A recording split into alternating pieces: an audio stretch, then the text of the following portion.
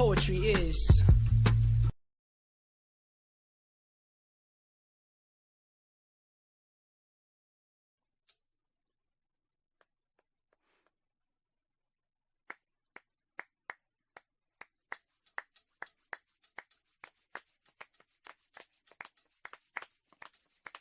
Ancestor, ancestor, take my hand, ancestor, lead me on, ancestor, let me stand, ancestor, I get tired, ancestor, I get weak, knows I get warm, ancestor, through the storm, ancestor, through the night, ancestor, lead me on, ancestor, through the light, ancestor, take my hand. Ancestors and lead me on. In my way grows drift. Ancestors, please linger near. When my life is almost gone, hear my cry, hear my call. Take my hand, lest I fall. Take my hand, ancestors, and lead me on.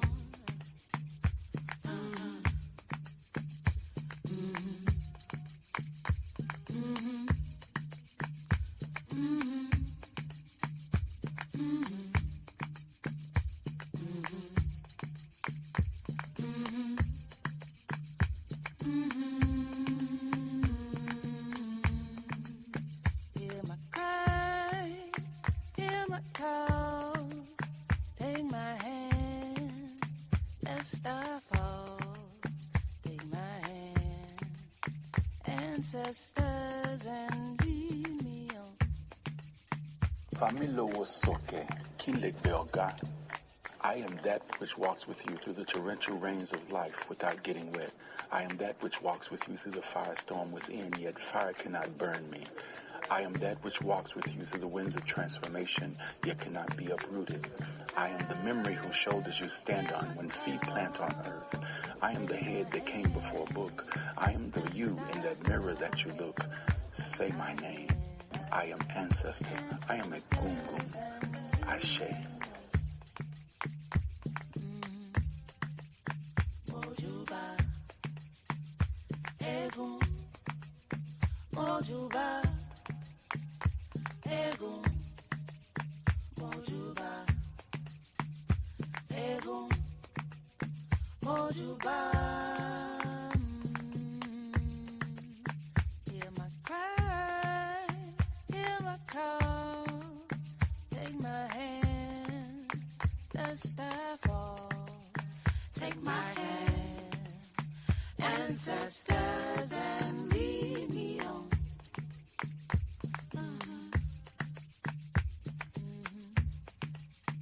Ancestor, you are breath, you are bridge. You carry us over tumultuous time. You who can hear and answer with quick remedy, you are ready before we ask. You who can speak through tongues of trees and fire and water, this earth cannot hold you. We pound the ground and you appear, O ancient ones. You who can make lightning strike with the flick of a skirt. You who can make tornado turn with the spin and span of hips take us there. To the place of knowing, to the hall that leads to the doorway of you, O holy ones. You of the first light. You who know the potential of possibility pulsing in the dark, deliver us unto our gifts. You who have sunlight in your fingertips, oh touch our drums. Make us hear the rising. Make us move a steady stump. A choir of voices so majestic. Heaven hides us in a tapestry of light, oh we are stars. Blankets of wonder. Sky bright eyes seeing the invisible. Visible. You who have returned. You have turned our faces so that we see ourselves. And we have found you again in places we would have never imagined. You make our limits infinitely long, our visions clearer with eyes closed, and even there, you still stand in full color, vibrant and eager to serve. Hear my cry, hear my call, take my hand, lest I fall. Take my hand, ancestors, and lead me on. Lead me on. And lead me on. And lead me on. And lead me on.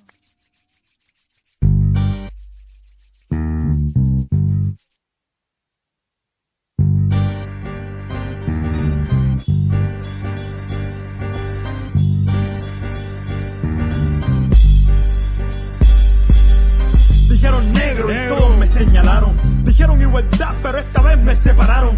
Dijeron mucho, pero no se olvidaron de callarse. Cuánto odio por mi piel sembraron. Dijeron historia y la tergiversaron. Dijeron guerra, muerte, odio y nos culparon. Siempre. Enfermedades, epidemias nos contagiaron. Exterminación de mi fauna complace a tus mercados. Dijeron riqueza y todos se lo robaron. Oro, platino, diamante, a la fuerza se lo llevaron.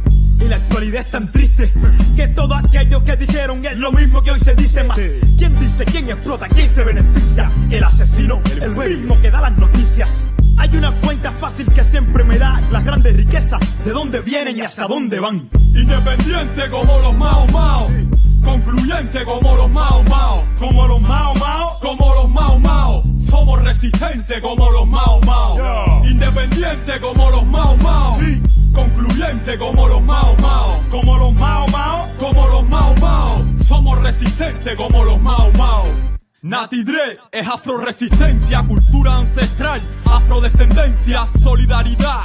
Esa es la esencia, la diáspora africana eleva la conciencia, conciencia negra, universal, progresista y transcultural.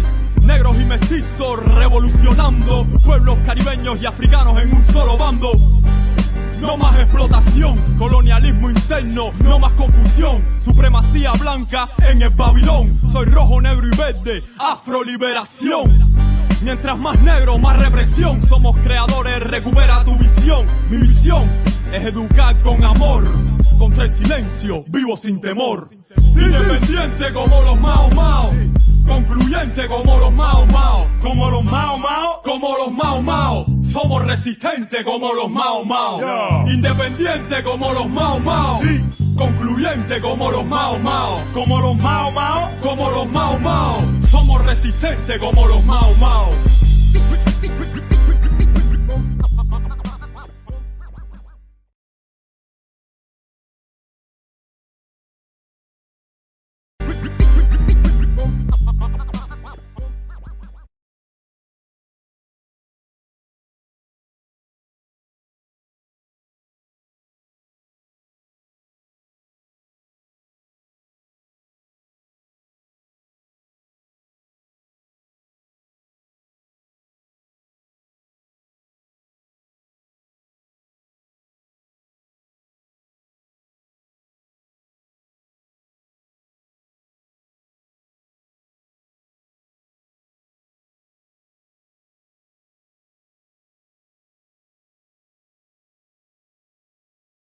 What's happening, good people? What's happening? How y'all feeling? This is where we at, Rise Up Morning Show. You know what it is, Rise Up International Morning Show.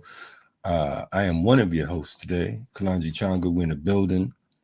Hope all is well out there. It is indeed morning. Probably could tell from my voice.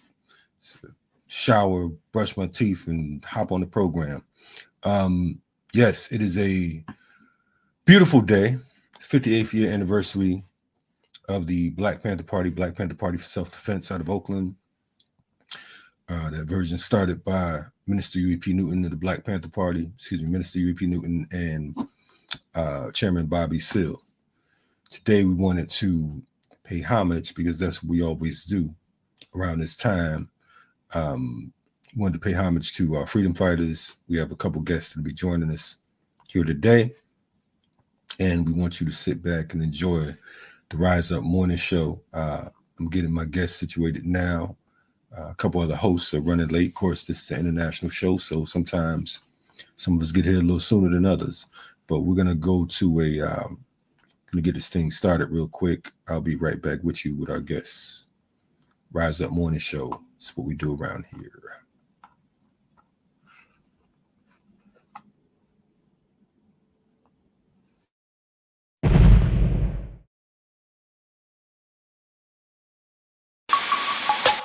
Malcolm Garvey Huey study Malcolm Garvey Huey. Their life was like a movie study. Malcolm Garvey Huey. Malcolm Garvey Huey. Malcolm Garvey Huey. Their life was like a movie. I die, I organize. Everything I do's revolutionize. I build what's good for the whole damn hood. Study G's like these, really think you should. I study Malcolm Garvey Huey. Malcolm Garvey Huey. Monster Cody with the Uzi. Listening to Fela Kuti. I'm Ogun with the machete. Especially if it's Delhi. Got the Santos for the Hexy to protect me, so respect me. This is heavy, legendary, revolutionary. My wifey, she resurrect me when they thought they had me buried. Took me out the cemetery. Now it's family over every, cause that's all that's necessary to avoid the commissary. I'ma live for you five, so I stop getting high. If you know, then you recognize it's that black and brown pride. This the power of the mind. RBG, God divine. You can see through the lies if you could read between the lines. I live, I die, I organize. Everything I do revolutionize. I build what's good for the whole damn hood. Study G's like these, really think you should. Study Malcolm Garvey Huey. Malcolm Garvey Huey. Study Malcolm Garvey Huey. Malcolm Garvey Huey. Malcolm Garvey Huey, Bunchy Bobby, packing Tukey. Sitting by the door so you can say I'm acting spooky. Just like in the movie, son, you better pack your toolie. Niggas switch be acting fruity, you'll be cracking like they pookie. Rather smoke a doobie than be burning and eluding. Bang, bang, pig shooting, we should blame Rudy Julie. Yanny for the camera, shine a white and nose candy. Let you banging on the system, you a gangster wearing panties. RBG, my family from the Bronx to Miami. Police cannot stand me, Pacquiao like a Manny. Call me Little Bobby Hutton, cause I'm first to push the button. Rappers don't be saying nothing to the system, we say fuck them. This is for Nahanda, Mama C, Mama Akua. All the real OGs, I'm a soldier cause you told me study Malcolm Garvey Huey. Malcolm Garvey Huey. Malcolm Garvey Huey, I'm reporting in the duty. Sticky, icky, yours truly here for duty. Don Davino, M.A. Uno, you know how we drop the jury. This is real, not a movie, not Mickey, Donald, Goofy. I'm a soldier, I avoid a bitch nigga like the cooties. School face in a hoodie. Fresh pair of khakis, we could do this like we fama. Go to war like the Apaches for whatever, I stay ready. I learned that in Tallahassee. Babatunde used to school me as a juvie, skipping classes. Never let the system use me. My duty is my passage. Watch the homies in your army. They don't always show their badges. Keep your family living healthy. Teach your children about their blackness. Teach your wifey how to use the ratchet. This shit is classic. Get your food, clothes, and shelter. Fuck your system, pimp it backwards. I ain't hating. I'm just saying if you wanna be a rapper, study Malcolm Garvey Huey. Malcolm Garvey Huey. Study Malcolm Garvey Huey. Malcolm Garvey Huey. Study Malcolm Garvey Huey. Malcolm Garvey Huey. Study Malcolm Garvey Huey. Malcolm Garvey Huey. A technical approach is designed to get certain.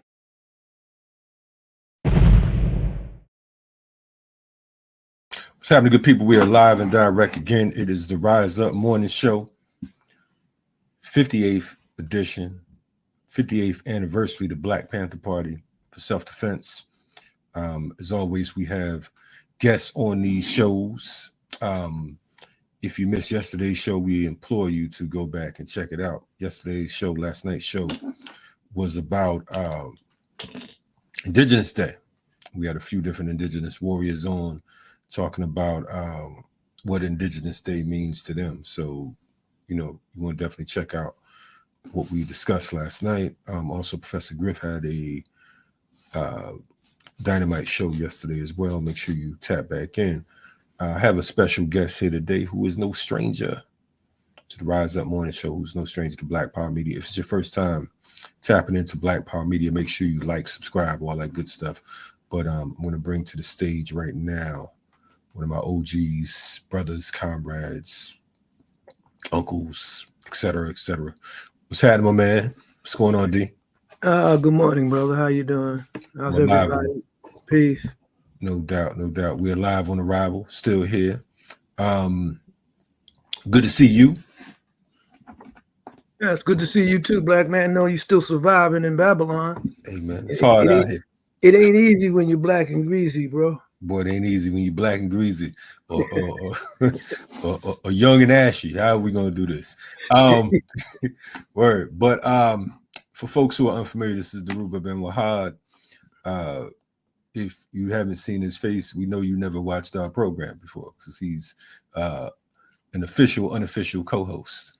You know what I'm saying? And all kinds of other shit. But anyway, D, it's the 58-year anniversary of the Black Panther Party, man. What is that? How does that sound to you?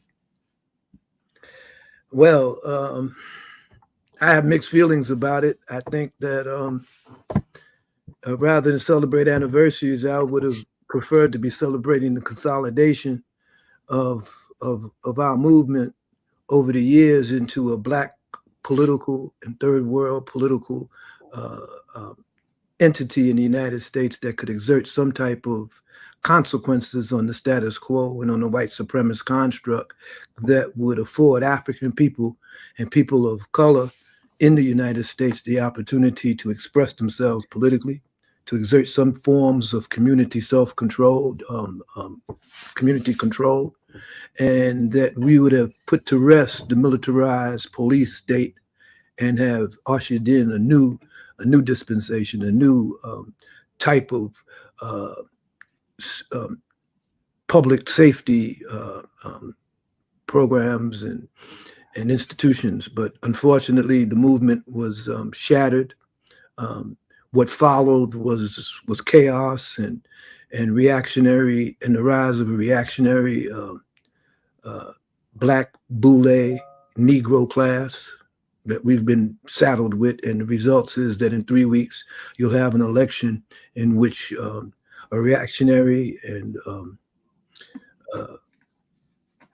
candidate from the Democratic Party is going to contest for the presidential elections against a white supremacist, fart-busting cracker, orange man, Donald Trump. And so fascism is looming over our heads. We have no movement, and Black people are utterly powerless, confused, and disunited. And we're not in a good place on this 58th anniversary of the Black Panther Party. Not in the United States, not in Africa, and surely not in Western Asia. I noticed something that you exercised today. You exercise a bit of restraint. You said you couldn't think of the right word to say about the Democratic Party candidate. So you just said a Democratic candidate. Yeah. I mean, it's sad that in this, as the American empire lurches towards collapse, and the rise of BRICS and alternative systems and alternative economic and geopolitical rivals to the U.S. empire, that this collapse, this would be supervised and possibly supervised and managed by a woman, ostensibly a Black woman, who will be, she will probably be blamed if she wins the election. She would be blamed for the collapse and the dismemberment of the American empire. That's like a racist, misogynist nightmare, dream, or whatever you might want to call it, that they could blame a Black woman for the demise of empire, for the war that's coming, for the slaughter of millions, and the military diplomacy of the United States abroad. It's sad. That's been happening for centuries. You know what I'm saying? So it's like, we already know. I mean, there is no who's to blame right now. You know what I'm saying? We already know what time it is. Like I said, yesterday was quote unquote Indigenous Peoples Day. The wild thing is that one day you got crackers out here celebrating Columbus, and then the next day you're talking about the anniversary of the Black Panther Party. So that that speaks volumes in and of itself. Yeah, I know, right? Columbus Day. and I mean, the mere fact that the hue and cry over the past decade about Columbus and his genocide of the Carib peoples, in what we call today the Caribbean, named after the people who were slaughtered and wiped off the face of the planet by these European conquistadores and European so-called adventurers and explorers. That we would pick that day and call it Indigenous Day. I don't know why we couldn't have a whole nother day. Why don't we cite the Indigenous Day, name it after on the anniversary of the Little Bighorn? Right. You know, why wouldn't Indigenous Day be that anniversary? You know, I find it ironic that indigenous people have had to settle for the date of Columbus's birthday or discovery or whatever it is, as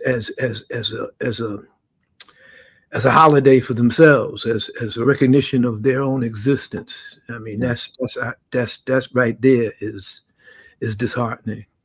Yeah. No, and I was telling folks, man, yesterday, I'm just like, you know, just looking at that whole concept. And of course, you know, we're gonna get back to what the topic is, but you know, it's like with Juneteenth, let's commercialize it as much as possible. Let's make you feel good and say, look, this is the day we freed you. We're gonna give you some colored ice cream, and you know what I'm saying, and some you know, all types of other nonsense to make you feel like you've advanced in society. You know what I mean? The fact that even has to be acknowledged is a sad day in reality, especially knowing that there is no liberation. You know what I'm saying? This is just a day that we said is cool. You know what I'm saying? We said, yeah, we agree with you. We told you it's free on this particular day. That's like saying, you know, we told you that you're going to get out of prison on this particular day. I'm thinking about Veronza Bowers. You're going to get out of prison on this particular day, but we're going to hold you extra 20 years. How that? Well, I think, you know, why don't we radical Africans in the United States should celebrate, if they want to celebrate, or if they want to recognize a historical event, why not have celebrate the uprising, the Nat Turner Rebellion, and call it Black Liberation Army Day? Right. You know, or you know, or Solidarity with Third World Armed Struggle Day. You know, right. It's really pathetic that we have to use the footnotes of white supremacist colonial history, that we as people of color, as Africans, as former kidnapped victims of white supremacist colonization and chattel slavery, have to use the holidays of our oppressors in order to commemorate our own struggles and our own resistance.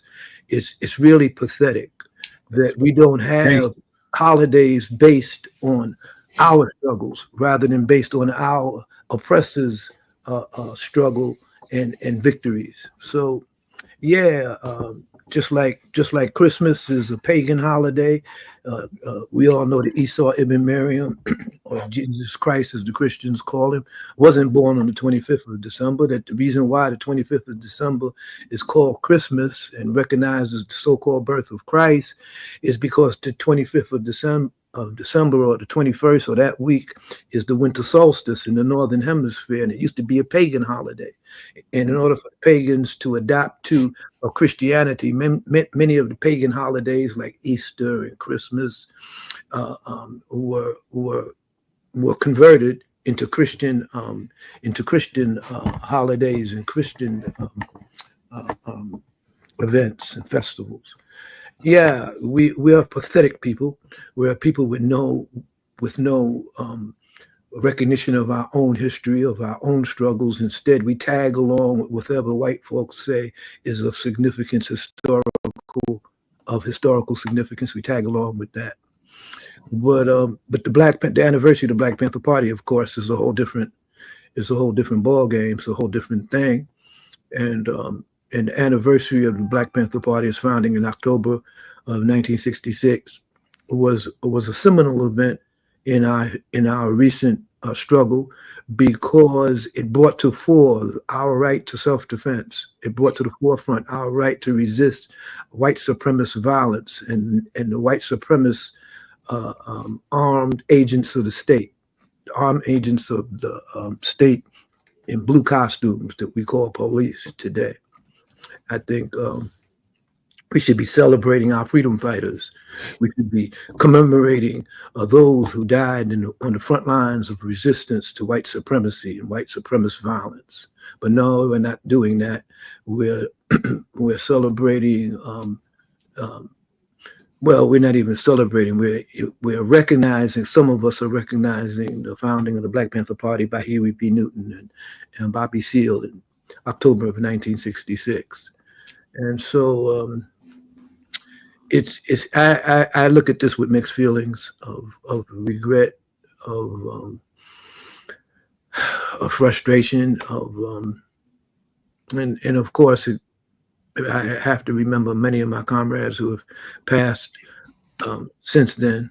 You know, recently Sekou Odinga and others who have transitioned. You know, Lee Barry, who transitioned earlier this year, who was one of the Panther 21. It's not really a good holiday for me, you know. So I'm just hope that I just feel I have mixed feelings about this day. Well, let me ask you this, because again, I've known you for a few good decades at this point. You helped me get all my gray hairs. I can give you credit for that. Yeah. The ones in the front. I want to ask, like, you know, because we've seen throughout the years a sort of hero worship, for lack of better words, of the Black Panther Party. A lot of folks, you know, a lot of young folks in my generation, after, so on and so forth, I think they looked at it as almost nostalgic, or like some type of situation where I think they, in many cases, they studied the dress code, they studied the mannerism, they studied the speech patterns, they studied,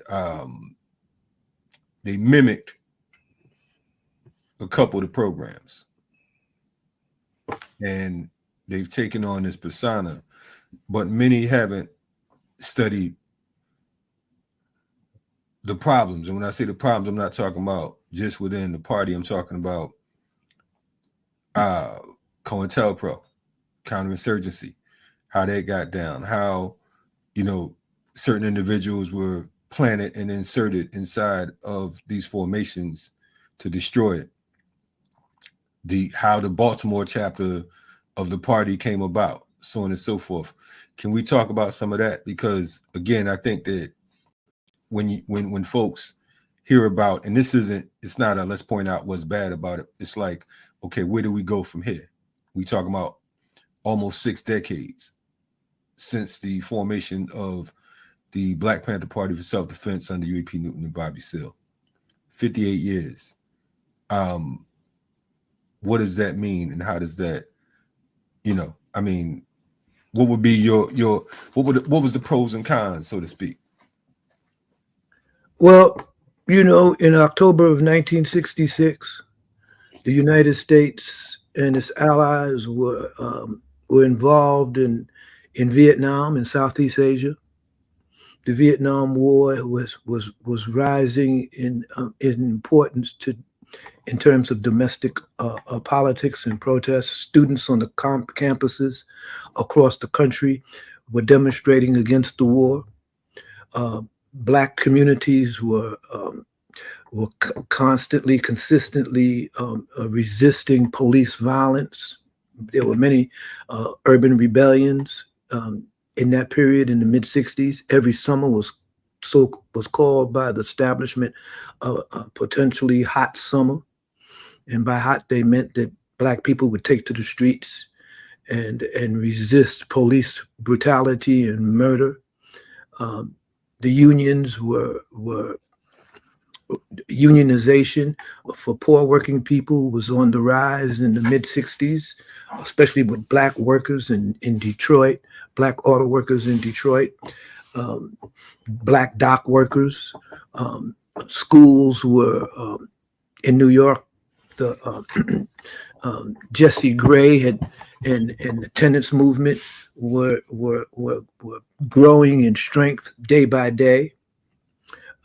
In opposition to absentee landlords and ghetto practices of redistricting and redlining. The community, the radical community, and the public in the 1960s and 1966 were on the march.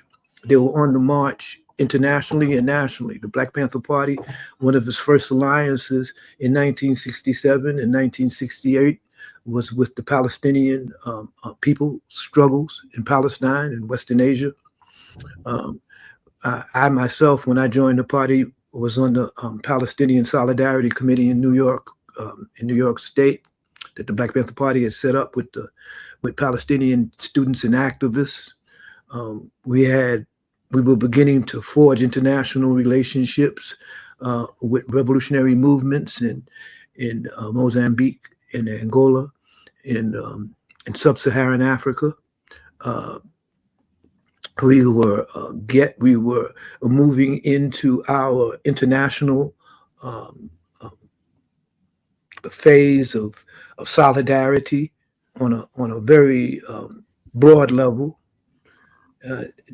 So by 1966 and by 1967 and 68, 2 years after the Black Panther Party was founded, we had an international section in North Africa.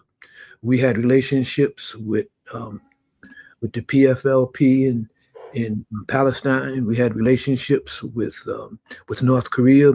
We had established a liaison and relationships with the student movements in Europe, across Europe, in the UK. So it was a different world in the mid '60s when the Black Panther Party came on the scene. And today, all of those relationships are now tattered and don't exist. We have many Black so-called progressive organizations who have sided with imperialism in Africa, who are involved in U.S. destabilization of Africa. And so we have went almost completely backwards in terms of our ability to organize in our communities. We have succumbed to institutional funding that has weakened our ability to organize militantly and extra legally. By extra legally, I mean outside of the paradigms and the status quo, outside of the institutions of the status quo. In fact, many of us, some of us who are in the Black Panther Party today are working for what do you call it? Are working for agencies and I'm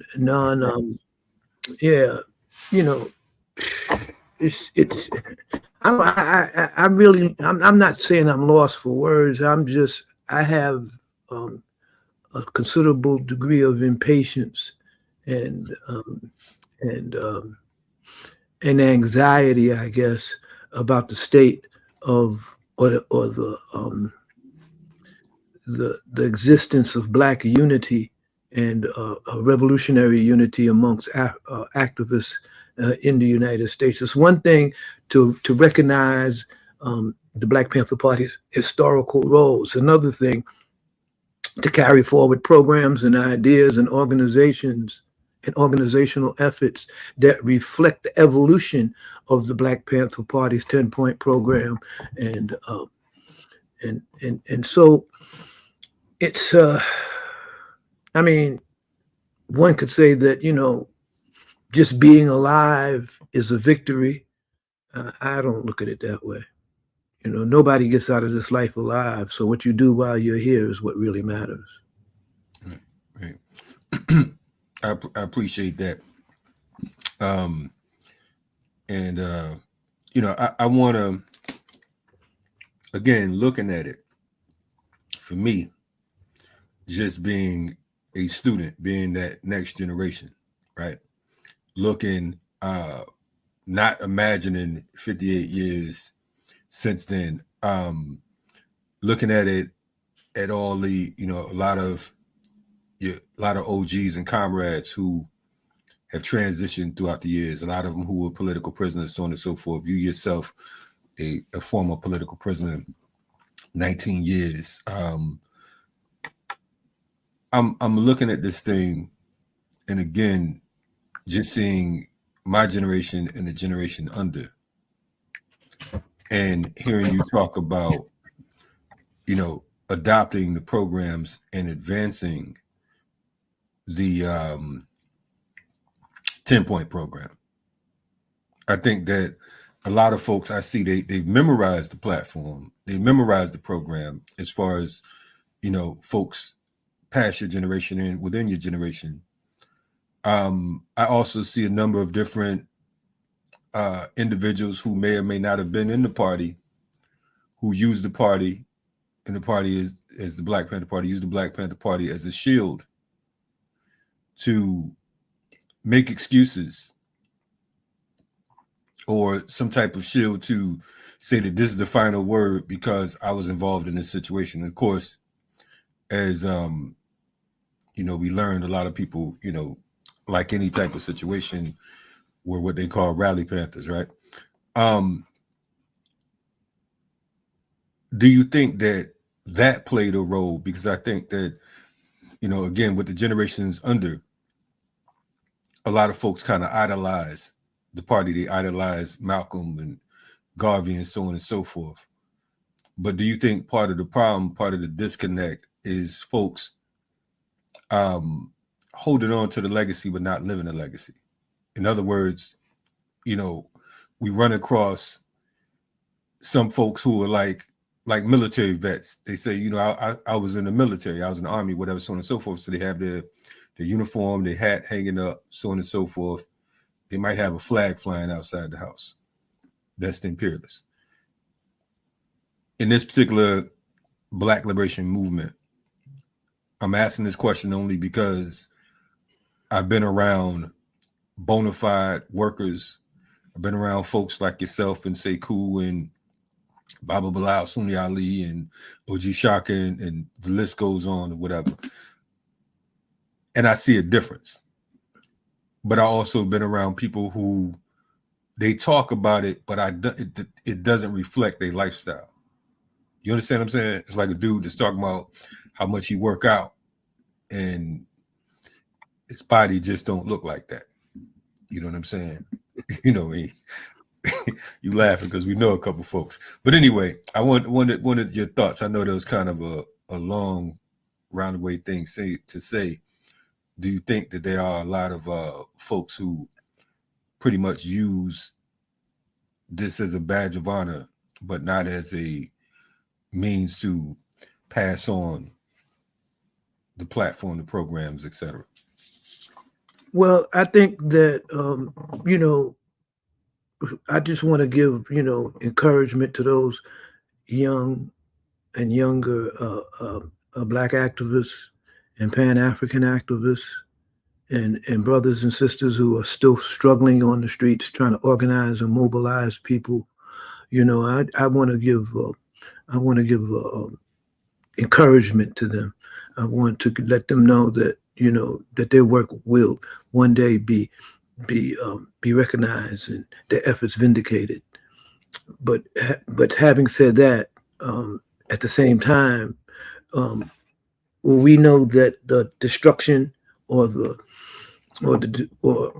repression of Black radical politics was extremely successful, and it purged an entire generation that was subjected to drugs, co-optation, and cultural co-optation, criminalization, marginalization, institutionalized policing, and fascist policing,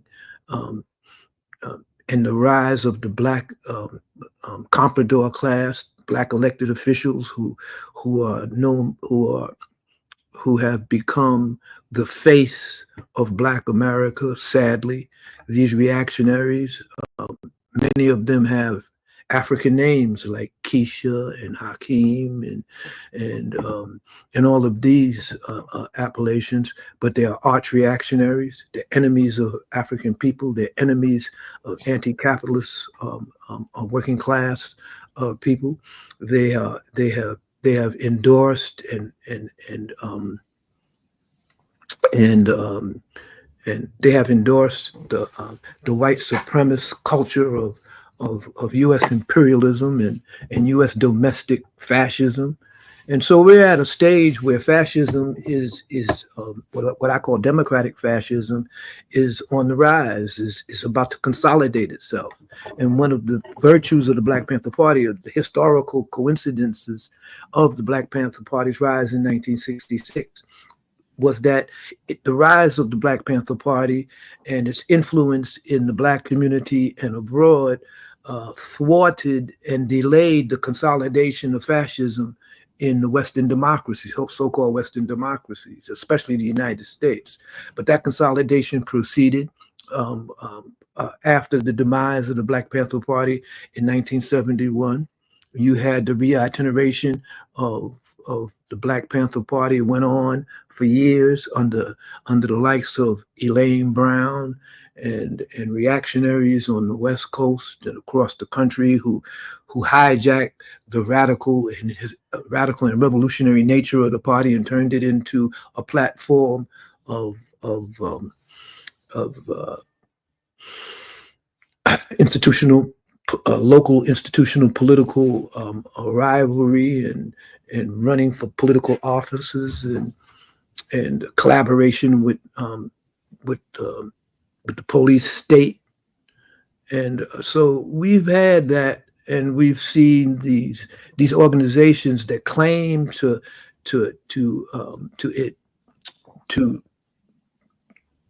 adhere to and to recognize the legacy of the party. We had the new Black Panther Party come along, led by dropouts from the Nation of Islam, and we see what happened with that.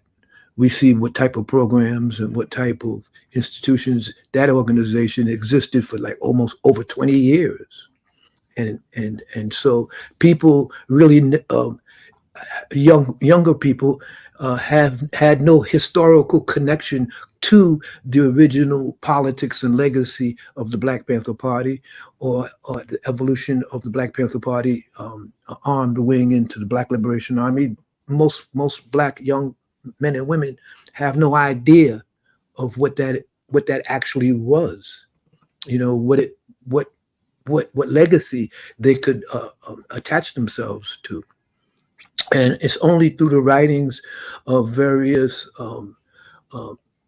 radical Black professors and journalists that the history of that movement has come down to a new generation. We have to remember that the war on drugs was a seminal war on the Black community.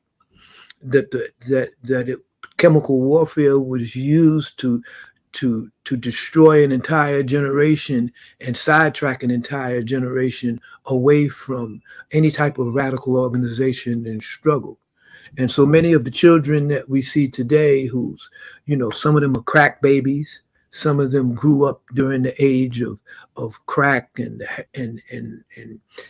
heroin epidemic and cocaine epidemics. So it's very difficult for a generation of young people today to find their way through the labyrinth of Black radical historical development. It's very difficult. Before you go any further, right?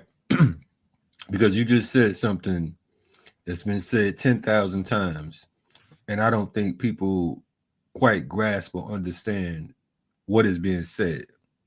And just when you talk about the generations who came under the quote unquote crack epidemic, under the whole heroin baby situation, under all of this chemical and biological warfare that was designed, to be destructive, designed to literally eliminate and decimate people, genocidal tools.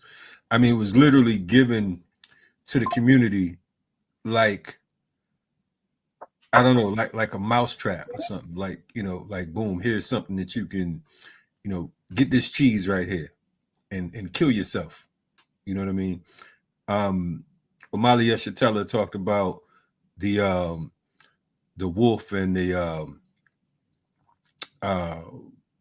razor, the blade that was sticking up out the ice and whatnot, and how the wolf would lick the blood that the hunter put on the blade of the blade, and were licking until they would bleed and end up bleeding to death. You're checking out Black Power Media's The Rise Up morning show. We got Dhoruba Ben Wahad on deck this morning. Man. So just thinking about all of these different, like I said, just the levels of war, the intensity. How does that, when you look at it from the 60s to now, what would be some of the main differences you would say in, let's say, counterinsurgency? Because of the fact that we know that, you yourself being a victim of COINTELPRO, what does it look like today in your eyes and your estimation? Because I think that, we hear folks talk about it like it's a thing of the past. Your phone, your joint's muted. Well, I think we are living in an entirely different world than the world that the Black Panther Party came into in the mid-1960s. This is an entirely different world. We are living in essentially a global village where technology and instant communications has made the human race much closer in terms of its understanding of events that are happening in real time. Right now, as we sit and talk in the safety of our relative safety of our particular homes or offices, there's a genocide being carried out in Western Asia in full effect, in front of everybody. Tens of thousands of people and children have been murdered on primetime television, on TikTok, on Netflix. I mean, not Netflix, the other thing there. YouTube, yeah. YouTube. We see this every day. We see children being taken from bombed out buildings in Beirut and in Gaza. We see the war in the Sudan that has displaced millions of people, where millions of Africans are on the verge of starvation. We see all this in real time. This wasn't happening back in the 60s. In order to look at the effects of the Vietnam War, to see the effects of the Vietnam War, we had to tune in on the 6 o'clock news, and we had to rely on journalists who were there in Vietnam to transmit, even on the minutest scale, the tragedy and the wholesale slaughter of people of Southeast Asia. So we're in a different world now, and this generation that has come to adulthood, that has come to maturity over the past 20 years, have this this social, political, and economic arrangement as their backdrop. I mean, even if we were just culturally to compare the soundtrack of my generation in the 60s during the height of the so-called Black Power movement and the civil rights struggle, if we compare that soundtrack, the music from that era, to the music of today, I mean, you got Cardi B talking about how good her pussy is. You know, you got we have P. Diddy, you know, in the slammers now for organizing freak parties and trafficking young women and boys. We have Hakeem Jeffries, who's the Speaker of the House, and you know, who's an arch reactionary, advocating and supporting genocide in Western Asia. The police unions have become the most powerful political entities in urban areas today. We are in a bad situation. It doesn't look good for the home team. And so we have children that have been raised over the past 20 years in the wake of the crack epidemic, in the wake of the war on drugs, and now it's a fentanyl epidemic going on in America, and it's killing white kids. So now that white children are being subjected to chemical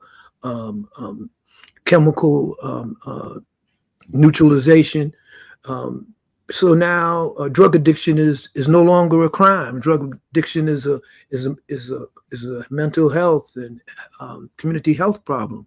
But when Black kids were subjected to heroin and were the victims of the crack epidemic, you know, we had draconian laws that were put in place, you know, that still exist today in many places, that penalized and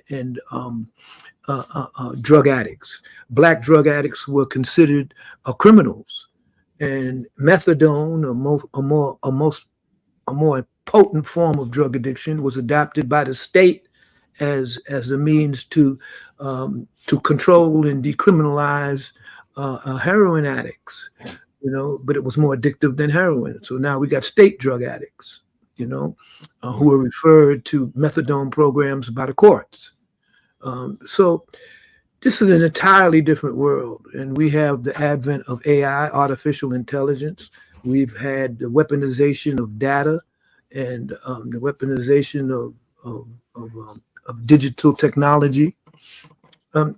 It's a whole different world, you know. And so, if just yourself, you could see on YouTube, we have every brand of chicanery and buffoonery and political reactionary politics is available on YouTube. We have YouTube revolutionaries. We have YouTube pimps. We have YouTube. we have people talking about. We have classes on economic literacy run by Black capitalists. Black capitalism didn't exist as it does today in the mid-1960s. In fact, Black capitalism grew out of the LBJ's so-called war on poverty, when he realized that Black people didn't have any investment in the neighborhoods and in the communities in which they lived, and that's why they were tearing them up and burning them down. So he came up with the war on poverty, and out of the war on poverty came poverty pimps, and from the poverty pimps came the black local politicians. And now we have a congressional Black caucus whose legacy can be traced directly to the war on poverty and the rise of the Black bourgeois comprador class. I mean, we in sad shape. I mean, and these kids grew up in this evolutionary period. So you can't really hold them accountable for the things that they have been subjected to over the past 20 or 30 years. You know, they've had no movement. They had revolutionary leaders were either killed, exiled, or criminalized in prison. Today, we still have political prisoners from this from this whole process. There's Imam Jamil Al-Amin, who was Rat Brown. He's been in prison over 30-something years. We have Mumia Abu Jamal. We have other African political prisoners. Kamal Siddiqui, and people. We have Leonard Peltier, who's withering away in prison from the indigenous community, from the native struggles for their rights and their land. So, yeah, I mean, we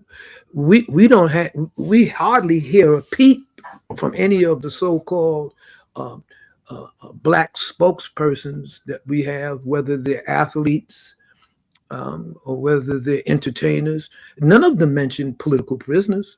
None of them mention or even talk about the evolution of Black political disempowerment through the electoral system. None. So speaking of that, right? Because it's a lot going on in 3 weeks or less. You got the U.S. election. You have Israel, still showing their ass. So you got, it's going down in that region over there. With the Iranians and Hezbollah and Palestine, and what's going on in Syria and what's going on in the Sahel. What are we looking at right now? Because the reality is, Black folks in the United States in particular, and I'm not even going to say just Black folks, just people, period. The average Joe on the street is clueless as to what's really going on around them. And that's ironic, because we're living in the age of information, and information is intelligence, and the Black community is bereft of any real concrete information about the United States empire and how it's unraveling at the seams. You could rest assured that the last settler state, the European Zionist white supremacist settler state of Israel, is on its knees, it's on its death knell. And we know that reactionary settler states become extremely violent and extremely vicious as they enter the dustbins of history. Israel, the European settler state, is the last European white Western outpost that was placed in the Middle East at the turn of the 20th century. By the British Empire, by Britain, and we know Britain, of course, is the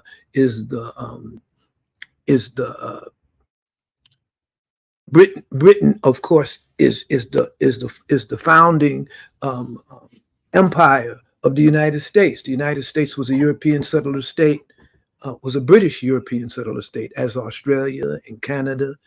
And we see what they have become. We see how they developed under capitalism and chattel slavery and industrialization and war. The United States is a war machine. It thrives on war and violence. And I believe the United States in its whole existence hasn't been at peace except for perhaps 17 years out of its whole existence. The United States is perpetually at war. You know what? Not even that, because they were still at war with us. So the thing is, its entire existence, they was at war. Or, I know that, outside of here, but domestically, we've been under attack. Yeah, well, fascism is nothing new to Africans in the United States. We evolved from chattel slavery into the current denizens of democratic fascism, residents of democratic fascism, and democratic fascism means the facade of democracy, of political dissent, is allowed or permitted in as much as it doesn't threaten the capitalist ruling class and the controllers of U.S. policy. But fascism now has evolved to a whole new level.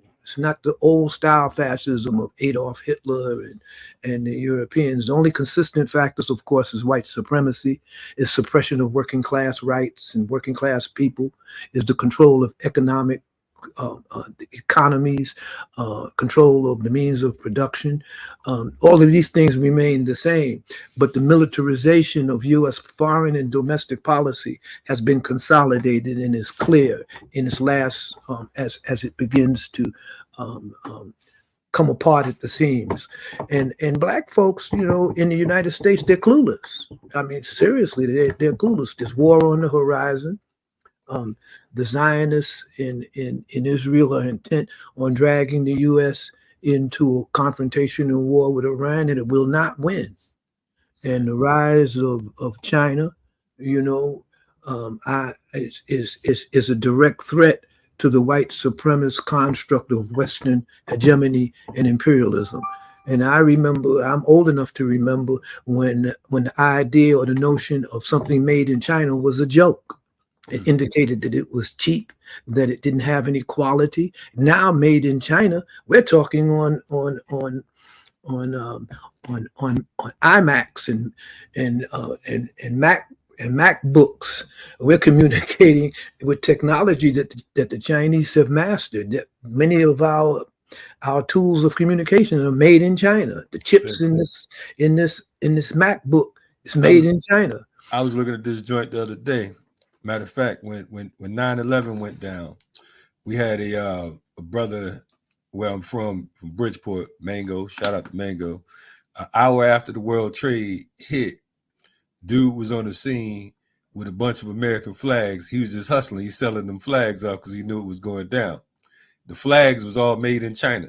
So you know what I'm saying? So the thing is, even the notion of patriotism, of them being patriotic, you know what I'm saying? The flag itself made in China. So when you talk about it being a joke, that just tells you. Yeah, because the idea and the notion of nationalism, of independent nations has become somewhat of an oxymoron, because in the age of globalization and technology, the economic system, the banking system have all been digitalized and integrated to the point where the ruling classes and the economic elites of individual nations come together almost every year in Davos in order to determine how they could control the economy of the world, how they control the redistribution of wealth or forestall the redistribution of wealth.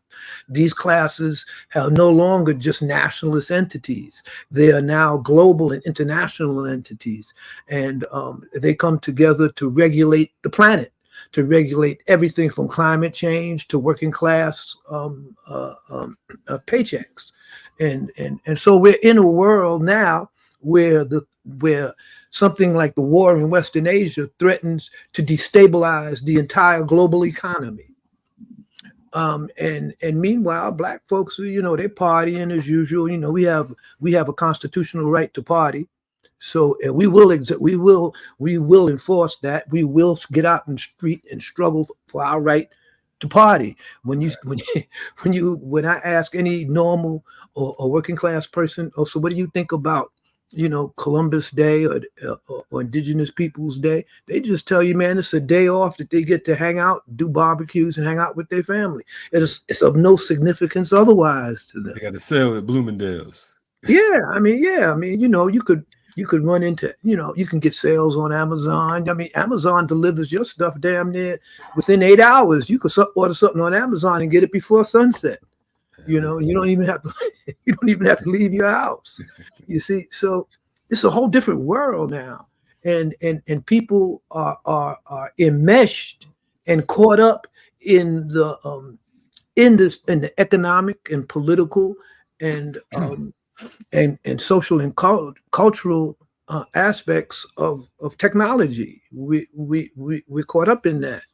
And it's no coincidence that when people rebel against the status quo, whether it's in Africa or whether it's in Asia, the first thing that the state does, the first thing that the ruling elite do is to cut off the internet. It's to cut off communications between people. and that has become, you know, that has become that's you do to your child. You know yeah. what I'm saying? That's you do to your children. They're not doing what they're supposed to do. You know what? Oh, you don't hear me? Turn the internet off. And it's crazy because I was telling some cats the other day, dude talking stupid online. I'm like, man, all you gotta do is shut this cat internet down. He talking about what he'll do. You can't do nothing. You know what I'm saying? Shut the internet down and the war's over. I mean, that's insanity in and of itself. The fact that you have these virtual vets, and that's pretty much how what the internet has become good for to a great extent. Folks can literally build a revolution. Like, oh, I was down with this and I was down with that and so on and so forth. I'm like, dude, you my age. How was you fighting in Vietnam? You know what I'm saying? Like, oh, you was with the well, it's easy to appropriate other people's history and rewrite that history and then put it out and publish it, you know, as a critique or historical account. I mean, you know, you have this woman Kamala Harris. You know, she's advocating in order to win so-called black male votes. She wants to federalize. She wants to federalize weed. You know, because I guess she figures that most brothers, you know, smoke weed. So, you know, or we've been the victims of the war on drugs in which possession of marijuana could lead to a life sentence.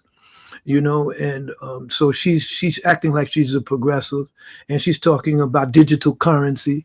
She's talking about expanding laws on digital currency because she knows a lot of black entrepreneurs and black men and young black men. You know, they're big on digital currency. They're looking for a way to get paid, you know, without going through the regular capitalist routine of, you know, starting a business and all of this stuff. She's talking about giving debt forgiveness, taxation forgiveness to small black businesses. She's talking about reinvigorating on a digital level, LBJ's war on poverty by raising up the banner of black capitalism. And I know that makes Roland Martin's, I know that makes him, that makes his Greek T-shirt Twitter.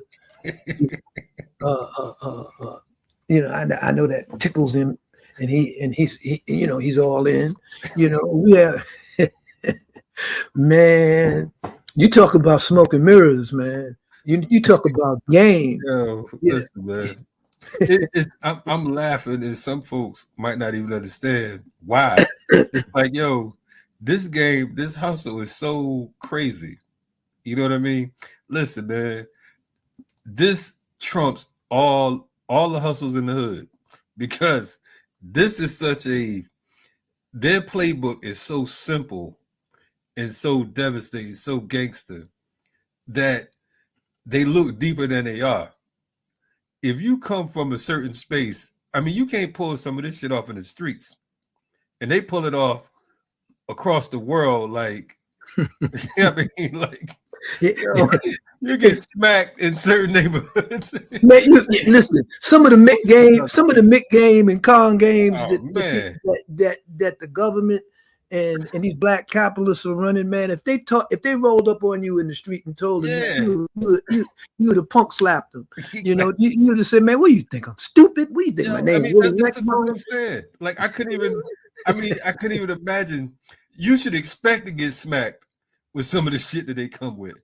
It's like, you like, because you telling somebody, you in the hood or something, you said, listen, I know you crazy. I know you're a clown. I'm about to tell you that I'm the creator of all water and all kinds of craziness, and you gonna accept it, and you got to pay me for it. You know what I'm saying? And they do it daily without even, I mean, they just change the verbs and nouns, and it's all good, man. Yeah, I mean, you know, they took monkey hustling to a whole new level, you know. Yo, I mean, if somebody would have called, if somebody just look at this whole concept of digital currency. Yes. You see what I'm saying? Now, if a knucklehead had rolled up on you back in the day and say, look, man, you know, I got some money, but it doesn't really exist. Nah. You understand what I'm saying? Right. But this is, you know, I got this money and you give me yours and you're gonna be able to get more of this. I mean, until the internet gets shut down. Now the internet gets shut down. The dollar. I mean, the average black person in the streets that's working from paycheck to paycheck doesn't even know what bricks is. No. What bricks stand for. They think bricks might be, you know, what you use to build use to make a building. Right. You know, they they don't understand that the dollar is absolutely worthless. It's not based on anything. Man, listen. But we killing each other over this piece of paper now that represents debt. And then you have somebody like Kamala Harris comes along and say, look, man, we're going to give you some more paper. And in fact, we ain't even going to tax the paper we give you up into $200,000 so you can start a business. What is a small business going to do in macro capitalism in the 21st century? Small business. I mean, what a fish and chip store, a soul food restaurant, you know. Man, listen, you know, it's I mean, really, like, you know, and we're laughing at the tragedy. I think the thing is, it's like back in the day.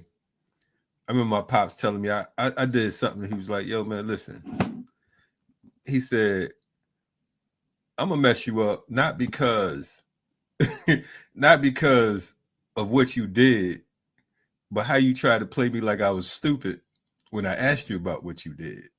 So I got to get with you on the strength of that, because of the fact that you playing with my intelligence right now, because you really going to try me like that.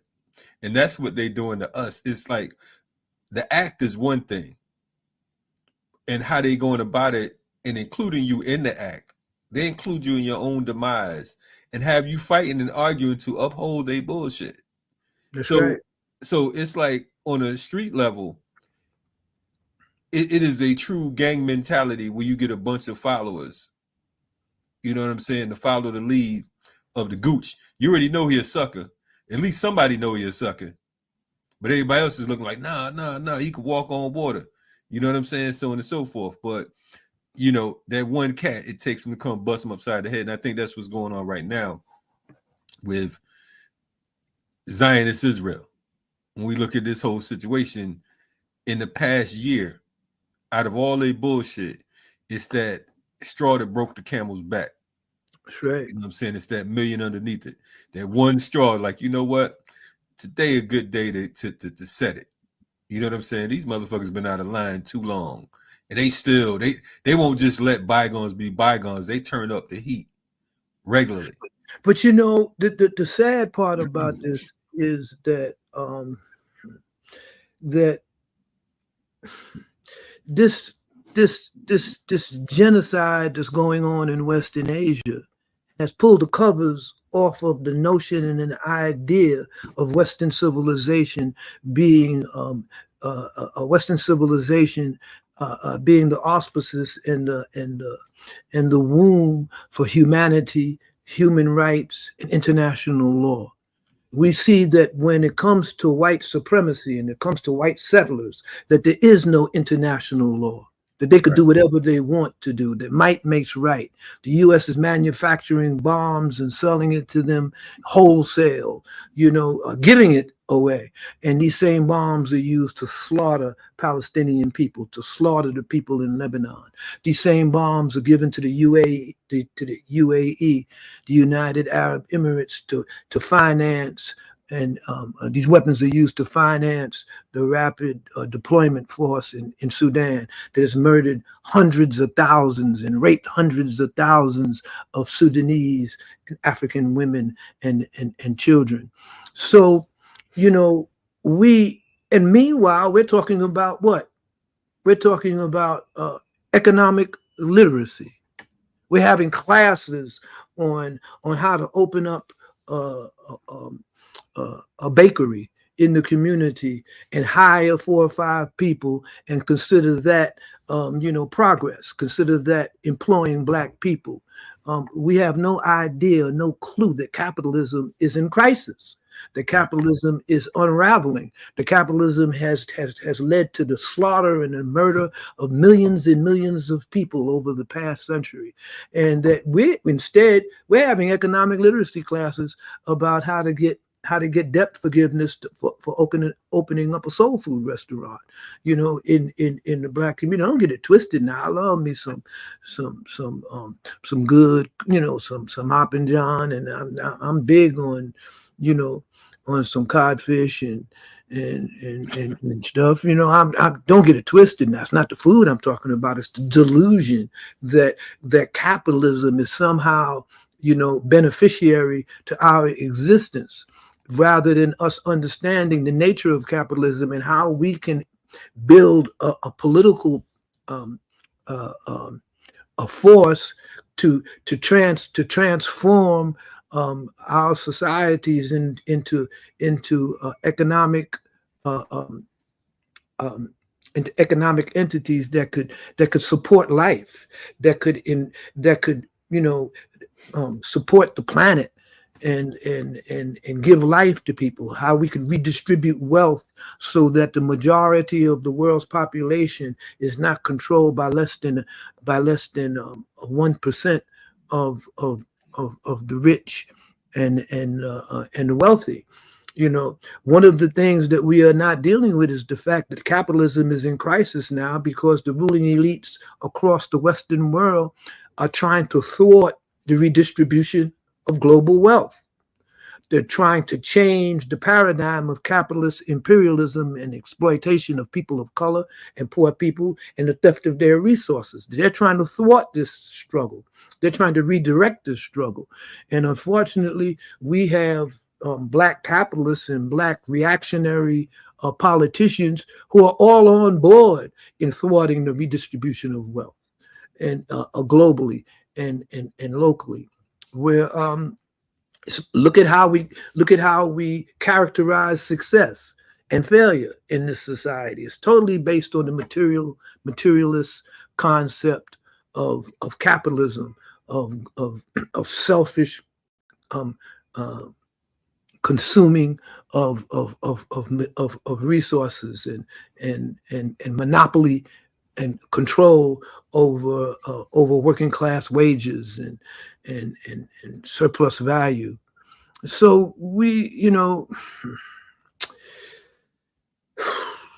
I mean, we don't fully appreciate that all of this is coming down, is crashing down right around us. And so we'll go into, I can get a $200,000 loan, to start me a Black woman's dress shop, Afrocentric dress shop, of quality clothing and stuff. And I'm not trying to say that the people who are caught up in this are somehow evil and bad people. I'm not trying to say that. I'm just trying to say that this, in the age of information, ignorance isn't bliss. That's what I'm trying to say. Right. Checking out Black Power Media. This is the Rise Up Morning Show. We're talking about 58-year anniversary of Black Panther Party and beyond. Rapping with Dhoruba Ben Wahad. By the way, we have a book, Black Power Media, be dropping in February of interviews that we've done with Dhoruba that'll be on Common Notion Press. So we want to look out for that. D, we talked in the past, a few things going on right now. We got the so-called U.S. elections popping off in a few weeks. We also talked about a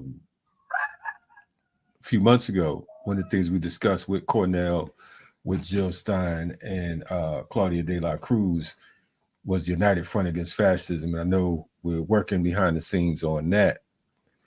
But if you don't mind tying in just how important is the United Front Against Fascism right now with all that we're talking about that's going on, from the wars the beasts on the street as far as with the state, you know, the elections, etc. Like what, you know, how bad do we need that right now? United Front Against Fascism. Well, we see the consolidation of right-wing politics in America has reached a crescendo at this point, has reached a boiling point. This is what reactionaries like Trump represent. They represent the last gasp of a white supremacist settler state to reassert its control over the population that is of the U.S. that is increasingly becoming a population of color. We know that in 15 or 20 years, white Americans will be a minority in the United States. And the United States was a white supremacist settler state. It was created in that spirit and for that purpose, to maintain white supremacy and the control over land and resources by elite settler class. And this is all becoming very difficult to maintain. This is why immigration is such a hot button issue. Okay. And if we look at the hot button issue of immigrations, it's occurring at the southern border. And the southern border of states, Texas, all of these states, California, on the southern border were once part of Spain, were once part of Mexico. And the United States took these territories in war in the American Mexican War. You know, they seized this land all the way to the river, to the Rio Grande. And the United States, after as it consolidated its power across the continent, also evolved the doctrine, the so-called Monroe Doctrine, that looked at Latin America and South America and Central America as the backyard of the white supremacist construct that's the United States. And so when we look at all of these migrants coming from Latin America and coming from Central America to the United States, seeking jobs, seeking a better life, we fail to realize that the United States has raped and pillaged their homeland to the point where their homeland can no longer sustain them and can no longer provide economic support and livelihood for its people. So the people migrate. They're coming to the center of so-called prosperity, North America, and that's a problem for white folks in America, because they not only created the migrant problem, and this isn't just in the United States. You know, we know there's a migrant problem from Africa across the Mediterranean into Europe, and most of the North African states have been enlisted by the EU, by NATO, to provide, to become gatekeepers for the migrants in Africa, on the former colonies of Europe, to make sure they don't come into Europe and take over Europe. And this is a global phenomenon that imperialism and white supremacy has created over a millennium, and it's coming home to roost. It's coming home. It's coming to its final conclusion. And this is what the war in Western Asia signifies. It's the end of empire. It's the end of the white supremacist global construct. And this is why you see the Americans or white folks are always talking about pivoting towards China, and that China is the future threat to the United States and to the West. China doesn't have over 800 military bases around the world. China is not involved in conflicts in Africa and in Southeast Asia and in Latin America. The United States and the European Union, former imperialist countries, are. And we as captives, as former captives of this construct in its beginning, you know, we have lost our way. We don't even understand that we are part of an empire that is in decline, and this empire has risen on our backs. And our only understanding of empire is that we're supposed to get reparations. That's it. And, so when you for folks that is checking it out, because again, sometimes we rap and you know, we need to clarify. You say empire in decline, and you talked about how the empire was built on our backs. You know, I don't think people understand when you say the empire declines and it was built on our back. Where's the empire going to fall? That's the question. Well, you know, when if we look, all empires come to a close. All empires fall now. That's what I'm saying. It's going to fall on our backs. Basically, it's going, you know, because it's built on it. Well, we're going to be in the rubble of this. We're going to be in the rubble of this collapsed empire unless we build the type of political and economic and social entity or construct that could ensure our survival. And that's what the United Front is about. It's about ensuring the survival of working people, of people of color, of migrants, of descendants of African captives of war. We African people have not grasped that we are in America as a consequence of an act of war. Okay, and that war is political, that war is economic, and that war is cultural. And simply because it's economic, political, and cultural does not mean that underlying this particular paradigm of construct of white supremacy is not the inordinate use of violence, the legalization of unprecedented violence. And we see that coming out in Western Asia. We see what the European settler state is capable of, you see. And so rather than us build a united front to protect ourselves and our interests inside the belly of the beast, we are instead collaborating with the very forces of empire that are deconstructing the planet, that are destroying the planet. We're on board with all of this, you know, and we don't really understand that that's not our place in history. You see what I'm saying? That we have a unique role inside of the United States as an oppressed class that was kidnapped under conditions of war and conquest and brought here to the United States to build, to create the primitive wealth accumulation that would become the capitalist giant and superpower that we know today.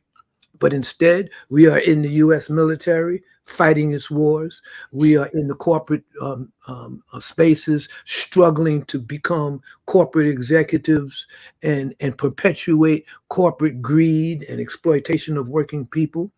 We have made our unions into adjuncts of white supremacist suppression of working class people of color. We are on the wrong side of history.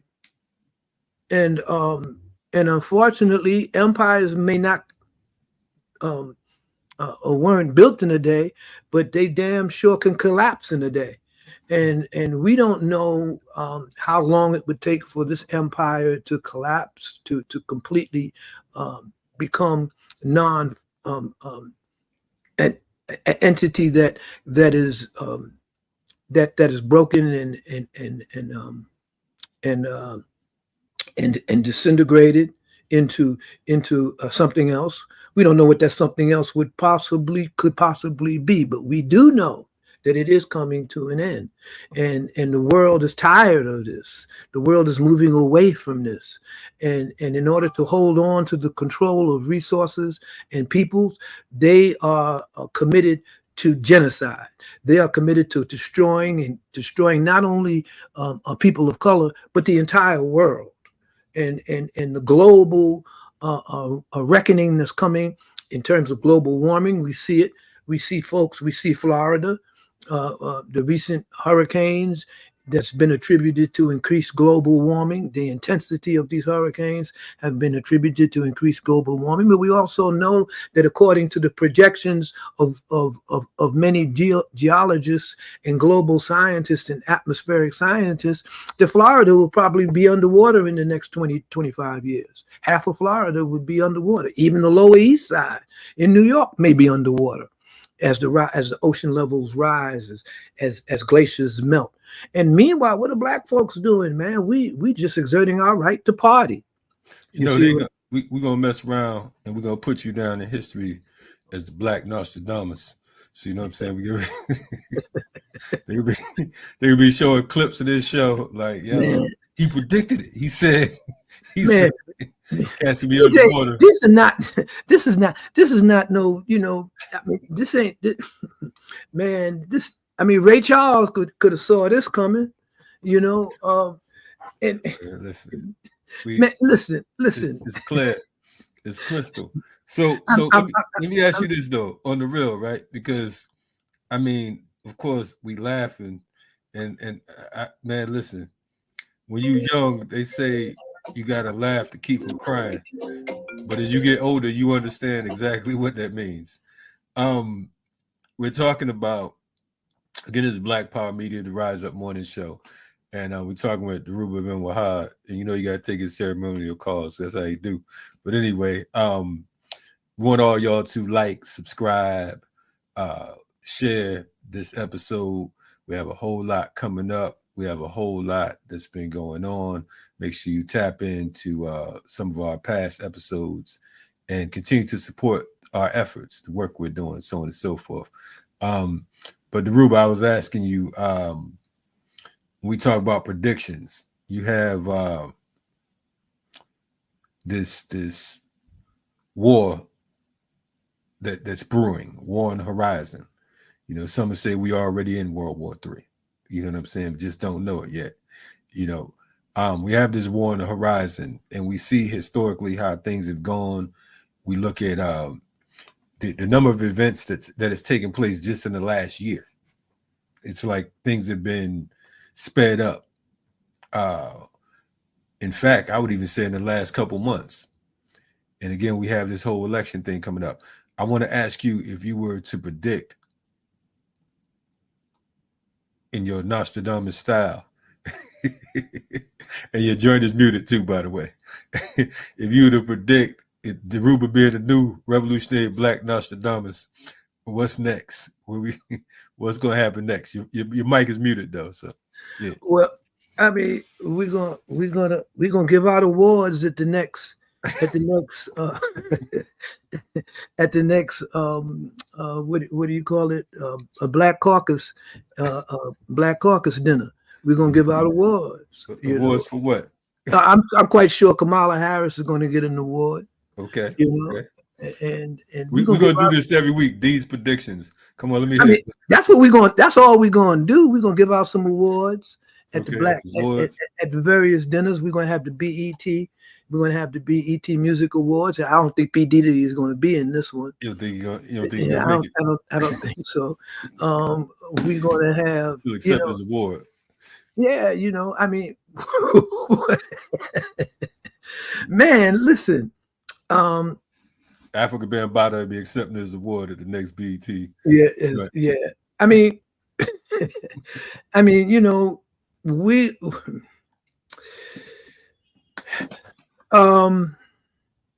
is that bad, huh? Yeah, it's this war that's coming in Western Asia is going to change, is going to affect the global economy on a scale that has been unprecedented, and it's not going to go back to the way it used to be. We have certain alliances in Africa that are coming apart at the seams because there's an entire new young generation of Africans who are tired with the comprador class and the sellout political elite of Africa. And this is happening in Kenya. This is happening in South Africa. This is happening in the Sahel. This is happening all across Africa as we speak. So the young people are rising up in the third world. The war in Western Asia is only going to be a catalyst for a greater cataclysm, global cataclysm and crisis. And of course, the U.S. is going to try to deal with this by using its military and using its economic power to forestall the rise of any type of independent political movements and peoples across the world. And this is why the United States is so concerned about China, This is why the United States is so concerned about how the European Union is about to collapse. NATO is about to collapse with its involvement in the Ukraine. The Ukrainian war is lost. The United States has poured billions and billions of dollars into maintaining a crypto-fascist regime in Kiev to oppose Russia. Russia is in alliance with Brazil and China and India and almost 100 other independent countries and creating a new global multipolar system. The United States is no longer the big bully on the block by itself anymore. And so if the United States continues down its particular path, which would lead inevitably to conflict in Asia, in Eastern Asia with China, the United States is going to lose. And we know these crackers, like Curtis Mayfield said, if there's a hell below, we all gonna go. So these crackers ain't jiving. They have all these nuclear weapons, and they say, man, if we ain't gonna run the show, ain't gonna be no show at all. You see? Oh boy. And we know that these white folks is crazy enough to do that. This is what, this is why Trump, who's a buffoon and an idiot, is neck and neck with Kamala Harris, who's who I don't even want to talk about this woman, man. This is ridiculous. She had to drop out the presidential race because nobody would support her, not even her staff. Even her staff was bouncing on her. Now she's the potential nigger on the trigger of the nuclear arsenal. This is really crazy. We went from Obama to Kamala. You see what I'm saying? You can't lose with what we use. Well, listen. Yeah, if it wasn't for bad luck, we wouldn't have any at all, man. Hey, man, we're gonna make luck better because one of our comrades just arrived on the block. Another vet, another OG, another former political prisoner, somebody we all know and love. Man, Jalil Muntaqim. Salam alaikum. What's happening, Jalil?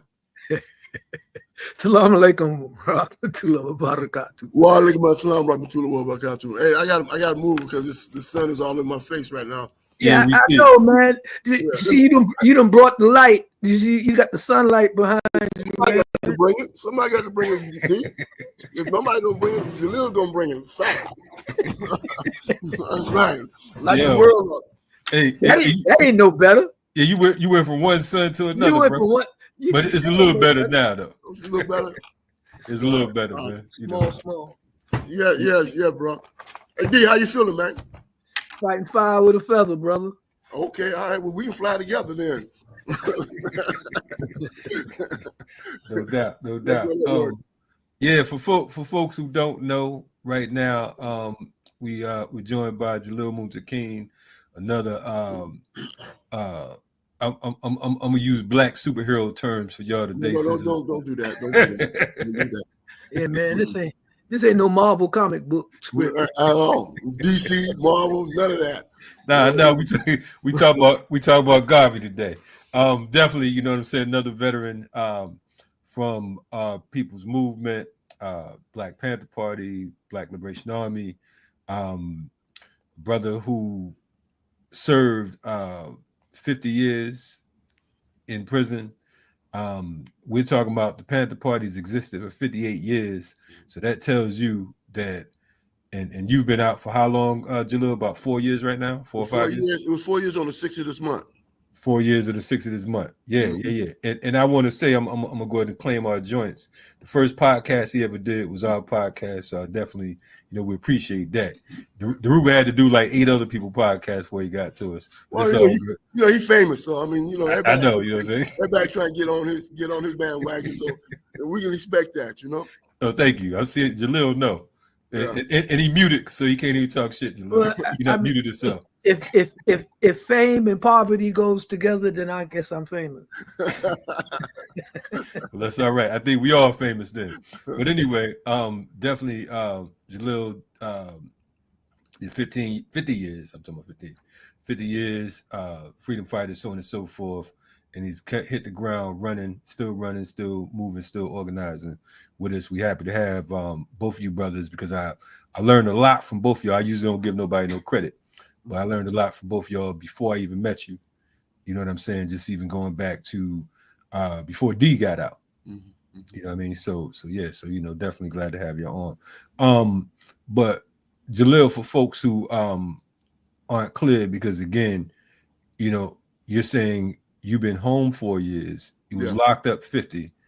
That's 54 49, right there. 49 plus. 49 plus. Yes, yes. And we know Letitia James was trying to keep you a little bit longer than that. We talked about her rotten ass a few days ago.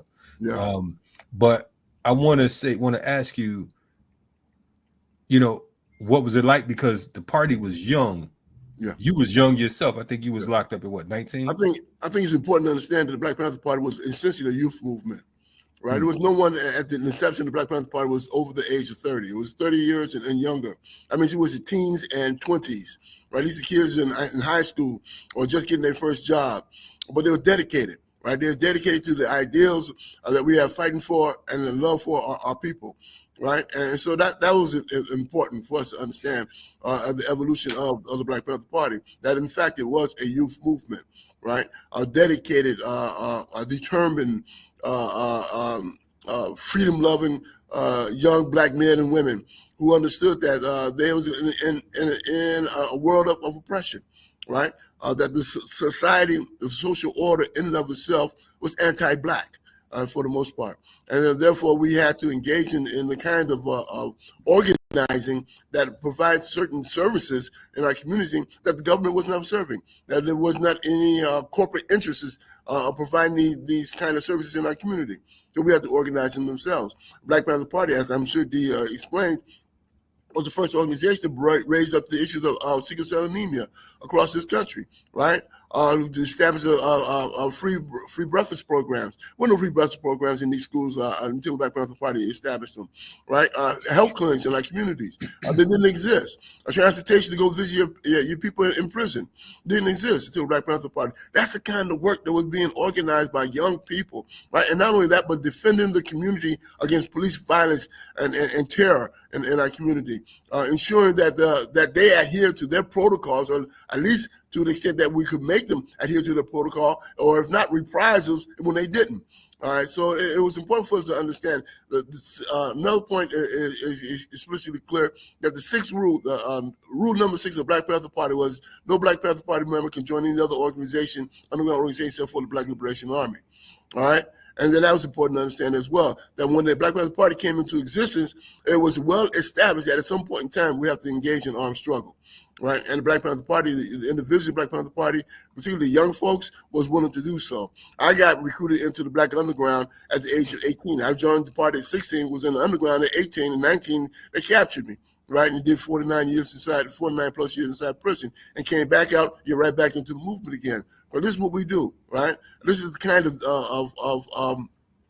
of discipline, right, that was engendered within us by being members, dedicated members of the Black Panther Party. So it is important for us to understand that D was very instrumental in ensuring that it grew and we evolved in terms of this work that we are doing, particularly in regards to defending our community. So it's important for us to know that we have living heroes walking these streets, right? And many young people have no clue. Right, no clue of what's going on amongst us, and therefore they don't come get this history, come get these lessons that we have to impart on them. I tell young people today, listen, there comes a point in time where I have to pass the baton, right? But in order for me to pass the baton, you got to be ready to accept it in stride, right? So we don't lose no momentum, right? So that means you got to get engaged now. You got to be involved now, right? In terms of what's going on in this country, and it's particularly crucial because what they're doing in terms of the development of cop cities across the country, right? Cop cities and what they train these cops to do? Engage in urban warfare. Urban warfare against who? Right? Who are they planning to get in urban warfare against? That's a question that needs to be asked. Right? It's us. Right? And that means essentially that they're planning on developing. They understand that in the future there's going to be a resistance to the system. Right? That we're going to rise up. Right? But then they're creating the conditions for us to do so. Right? The necessity for us to do so. Right, by virtue of how they monopolizing and all the resources, right, and ensuring that Black people continue to be controlled and contained in their communities, as they did when Africans was on the plantation. Okay, so it's important for us to understand that they are preparing for another civil war, right, in this country, and we're not ready for it. I want to ask you, Jalil, because something important that you said that I appreciate is you said essentially the Black Panther Party was a youth organization, and I think about Chairman Fred Hampton from the Black Panther Party, who was assassinated at 21 on him and Defense Captain Mark Clark. Of course, Chairman Fred was Illinois chapter, deputy chairman of Illinois chapter. But one of the things I remember in talking to his mother and his wife, and of course his son Chairman Fred Jr., one of the things that I learned was him being 14 years old, being the junior captain, the leader of the junior NAACP, and how he had recruited, I believe, like, I don't know if it was like 500 or so or 5,000 youth or whatever, to that particular formation, but also, you know, the feds having a Fed file on him at that early age. So before the Black Panther Party even came into existence, he already had a Fed file as a youth. I want to ask you, and Dhoruba could chime in as well, what were some of the things that, when you talk about a youth organization that set the Black Panther Party apart from other organizations that existed? Because of course there's always been different organizations, different clubs, so on and so forth. But what are some of the things that made you say, you know what, I can rock with these cats right here. This is who I need to roll with. These other dudes, they're all right, but they ain't like us. You know what I'm saying? What did that? What?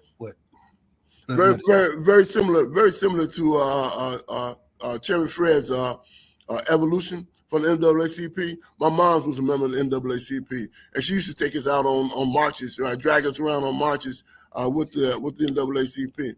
And so that was one of my introductions into the struggle. When I saw the Black Panther Party demonstrating and getting informations, I told my mom, I said, I'm gonna be one of them. Right? She said, no, you're not. I said, listen, Mark, I'm gonna be one of them. Right? They fighting for our people.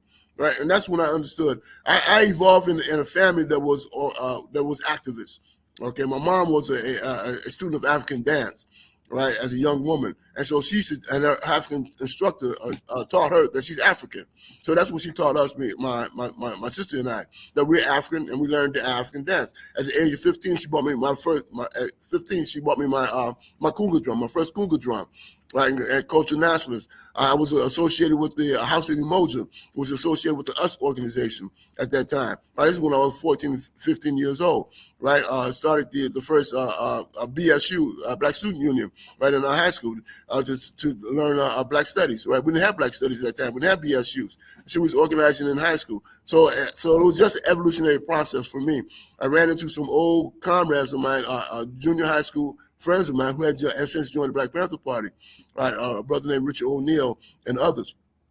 And by virtue of their relationship to the Black Panther Party, I got involved too as well. They knew that I was militant in my own right, and so they said, "Then you need to be part of this there." And so at the age of 16, while I was outside working on the Panther, taking bundles of papers out of the truck to be prepared for distribution, right, I decided I'm going inside and I'm going to sign up.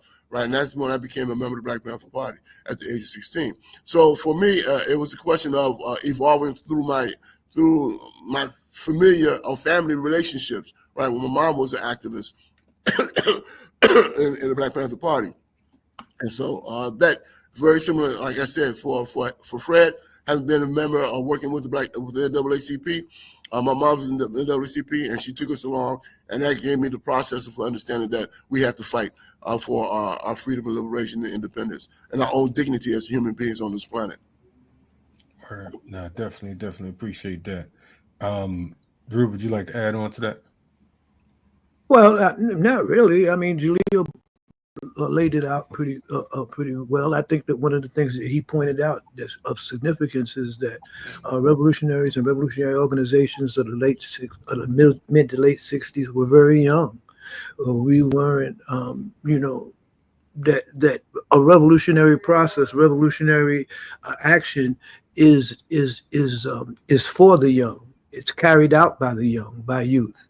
And this is one of the reasons why I had pointed out that when the movement was somewhat shattered and divided, and the generation that came up afterwards, the young people that came up afterwards, didn't have that legacy, didn't have that historical continuum, didn't have those examples, didn't have the organizations that they could join or become part of and develop. I think one of the things that Gerald Horne was trying to point out in his book about how maybe the West Coast Panther Party overemphasized the class nature or the revolutionary nature of the lumpen proletariat was kind of like a mistake.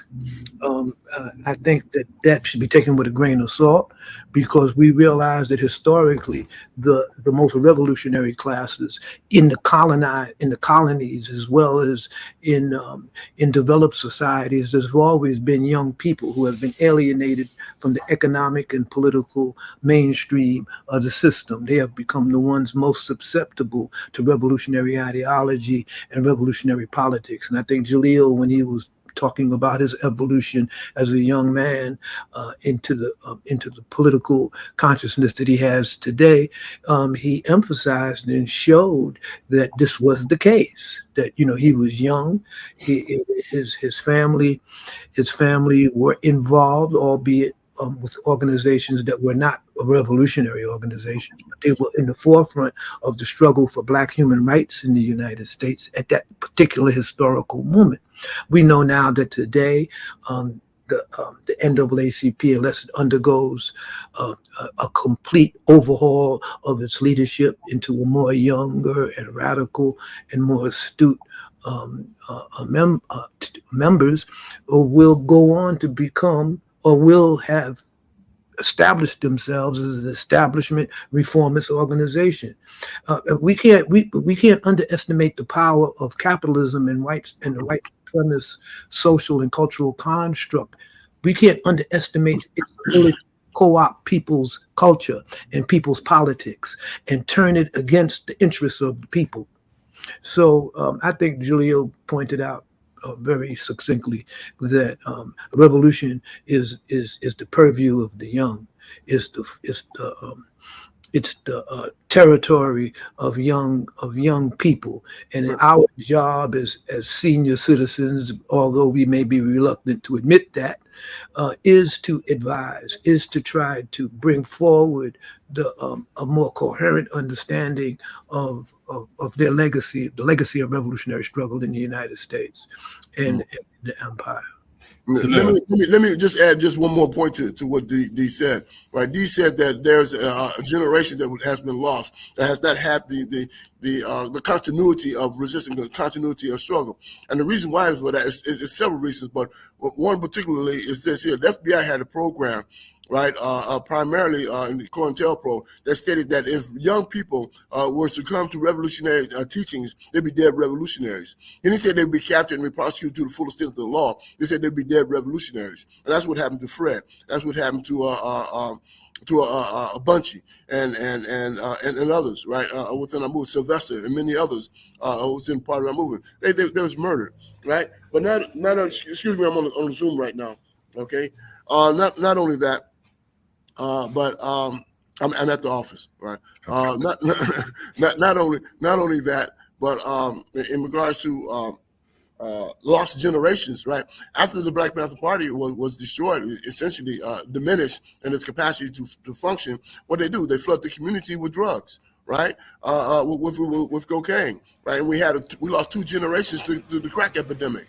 2 generations gone as a result of the crack epidemic. And what is that? That's chemical warfare. And we know who brought the drugs in because they told us they did. The CIA, right? So essentially the United States government poisoned our community, right, with chemical warfare, right? And so we got to understand the dynamics involved, why we lost a couple of generations to the war, right? The war to diminish our capacity to empower ourselves as a people, as an oppressed nation, as a colonized nation, right? And so it's important for us to understand we need to really investigate to what extent that the government used chemical warfare on our community and the devastation that it had. They need to be charged with those violations, with them human rights violations, right? And destroying at least 2 generations of our community.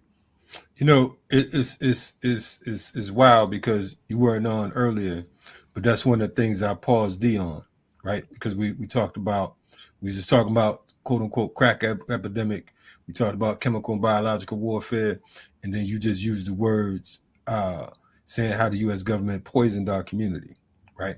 And I think that again, you know, these are catchphrases, sound bites, etc., to the average ear because they're used to folks just saying it. But I think that the fact that we've been so desensitized, you understand what I'm saying?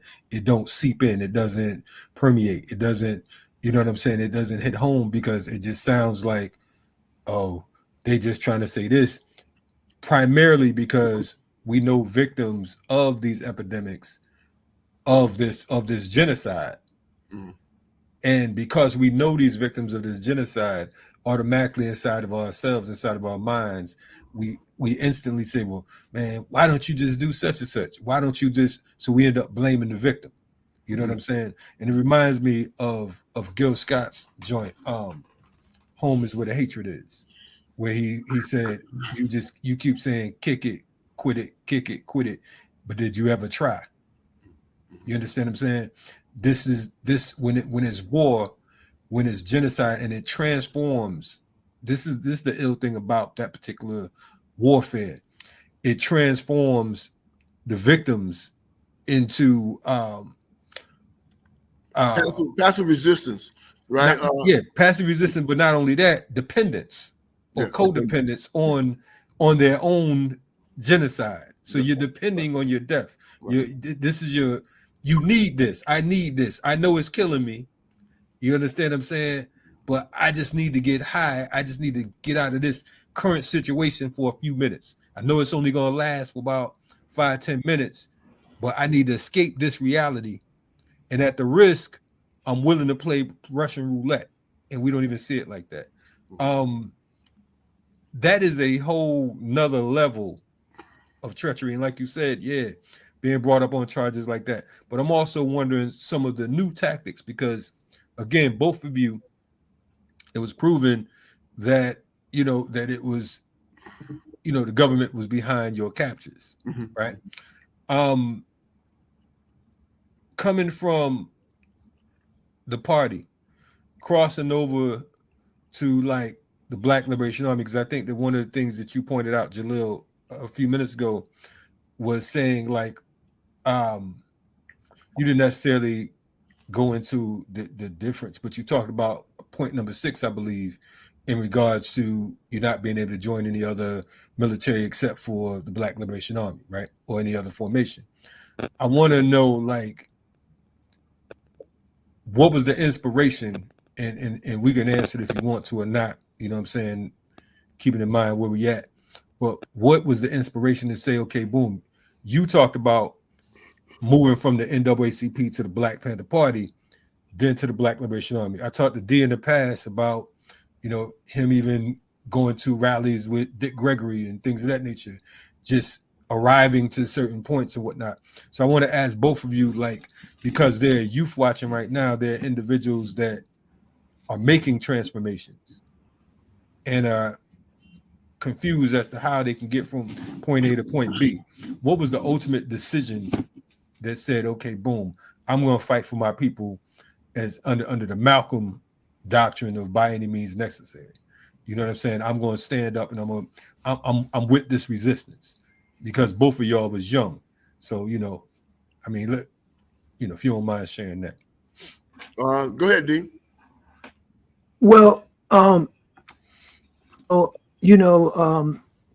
think that if we read, if the listeners could get a hold of Orasani Burton's Tip of the Spear, I think many younger brothers and sisters could get a better grasp that and understand that programs like COINTELPRO were not coincidental programs. Were not things that just came out of thin air that white folks just decided that they would implement because black militants came along and black revolutionaries came along. COINTELPRO began at the turn of the century. It was originally aimed at the Communist Party when socialism and communism was on the rise in the industrial West, when workers were being mobilized, especially after the so-called Russian Revolution. So Garvey was an original target of COINTELPRO, Marcus Garvey and the UNIA.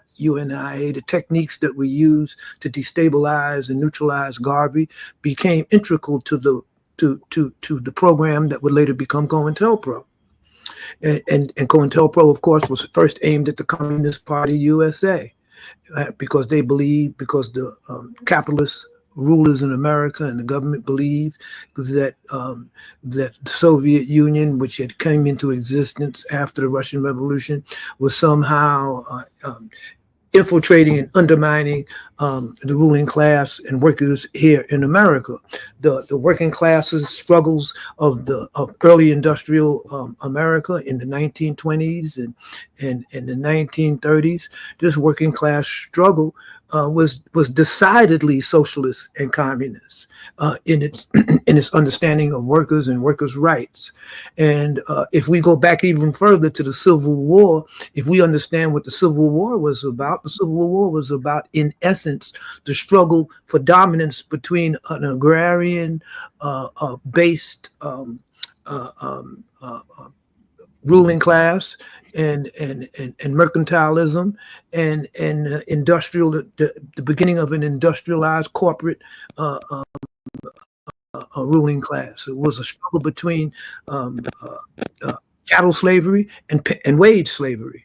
Which one would become the ascendant? And this all was part of the European settler state experience of conquering North America and enslaving blacks, Africans as an act of war for primitive accumulation of capital. So what I'm trying to say is, when Jalil pointed out that the counterintelligence program, one of the memos said that they had to discourage black youth from becoming revolutionaries, that they should rather be entertainers and sports figures that their white society could relate to, otherwise they would be dead revolutionaries. This concept, this idea didn't just pop up out of the clear blue sky just because black folks became militant and Malcolm was around and Georgia Shorty, Elijah Muhammad, would become leaders. It was a much more considered evolution of settler states, political evolution and evolution of violence and the use of violence into what we have today, the democratic fascist police state of America. So I think that we need to understand that history is a continuum, and that unless we understand some of the trends and the development of history, including the history of repression, the history of our resistance, we're going to be lost. And this is one of the reasons why the war, heroin, when it first hit the black community in the 1950s, I was gangbanging. I was a kid. I was in New York, and I was part of the street sets. And I remember how heroin hit the community, and it transformed brothers who would have died in the war revolutionaries into pathetic figures nodding in the rain in the park. Some of the brothers that represented black manhood, ghetto manhood, urban manhood at that time, became sniveling drug dealers and drug addicts. So the poisoning of a generation that Jalil alluded to, had began in the 1950s. It began during the so-called Harlem Renaissance. You know, most of the jazz musicians that we now know as icons were heroin addicts. Many of them were heroin addicts. Many of the jazz and blues singers were heroin addicts in the 1940s and 1950s. So this is an evolution of chemical warfare that the enemy found very effective over a long period of time. It just didn't stop with the crack epidemic. And the Black Congressional Caucus members, many of the old school members, they were all on board on the war on drugs. They were all on board on the criminalization of narcotic use and transforming drug addicts into criminals and sentencing them to prison to long terms. And so the prison industrial complex grew up and expanded as a consequence of the war on drugs and the war on poverty and all of these things. So we are where we are today. You know, some of us, you know, we've read books like Alexander's The New Jim Crow, and we've become all inspired and took up arms and struggles against the prison industrial complex. But the prison industrial complex is part and parcel of the national security state. And the national security state is an entity that functions over and above the electoral representatives of that state. So this is why Obama could come to power and do absolutely nothing for Black folks and become the bomber in charge of Africa. This is why Kamala Harris, if she should ascend to the presidency of the United States, she's not going to run shit. The people that's running stuff are the people, the so-called deep state, or so-called the national security state, and the corporate interests that they represent. When Eisenhower left office, I believe it was 1956 or 54, around there, he was opposition. Yeah, he was the commander in chief of the United States of the Allies in Western Europe that defeated Nazi Germany. He was a political general, as opposed to MacArthur, who was the commander-in-chief of the Pacific Fleet and was talking about bombing China back into the Stone Age. They had to relieve him of his duties and say, "My homeboy's a little off the chain here," you see. But Eisenhower rose to become president, you know, and so we really have. And he warned against the military-industrial. That's what I was getting to, yeah. Mm-hmm. And so he was a child. Well, I ain't gonna call it a child. He was a product of the burgeoning or the developing military-industrial complex. And when we look at the Marshall Plan to reestablish Europe, to establish Europe again, the first thing that the Europeans did after the end of World War II in 1945 was to try to recolonize the Third World. The British tried to reestablish their colony, their gem colony in India. They tried to maintain their colonies in Africa. The French went back into Southeast Asia and was defeated in 1954. So we have to understand that the United States in its Marshall Plan revived the very enemies that it fought in World War II, and this is including Japan, they revived these enemies in order to thwart and stop the development of the liberation of third world countries, the development of a global economy based on socialist and communist values, as opposed to capitalist exploitation and militarization and extraction of third world resources. So history, as Malcolm said, is the best subject to reward all research. And so we need to understand that the war on drugs, the flooding of the Black community with heroin and crack and all of this stuff was a considered strategy that had been developed over decades. It just didn't pop up in the 60s because we were burning down cities. It was a strategy and a program that proved extremely successful. And we are paying the price for that success with the present generation of young people we have today who are politically illiterate, who don't understand history and where the empire is headed right now. There's a couple of nuances of what Dhoruba had just expressed that I'd like to just share. And one of them is this.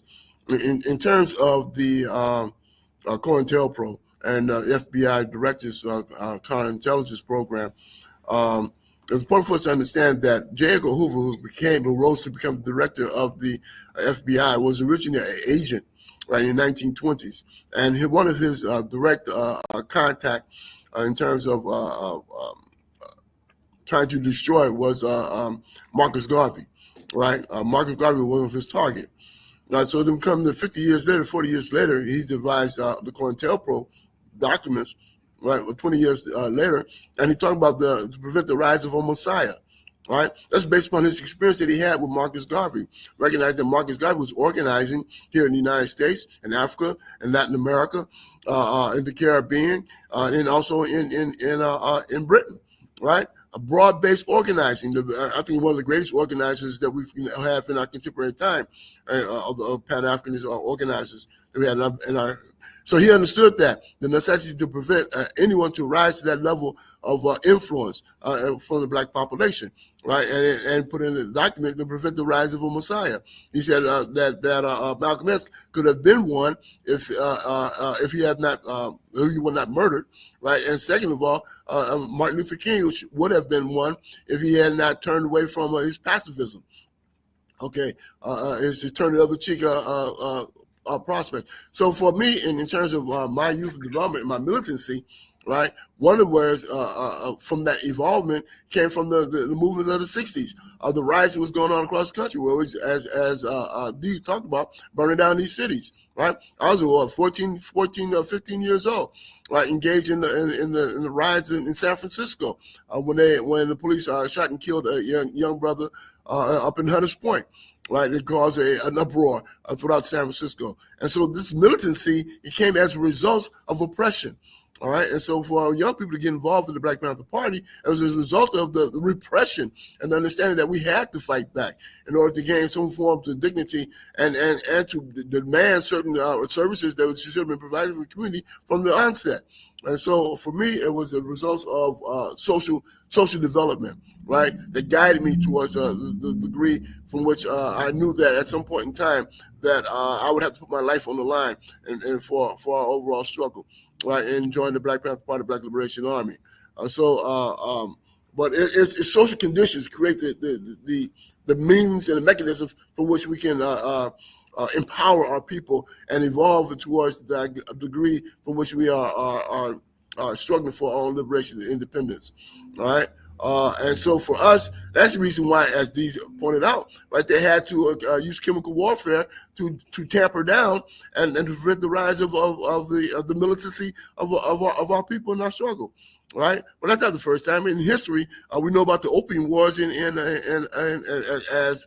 as Dee talked about, they know how they can suppress movements, right? We know about the Opium Wars in China, where British was flooding China with opium, right, and creating those kind of conditions in the Opium Wars, right? And they had to fight against the British and end the tariffs of seclusion, right, or isolation that they tried to establish over there in China.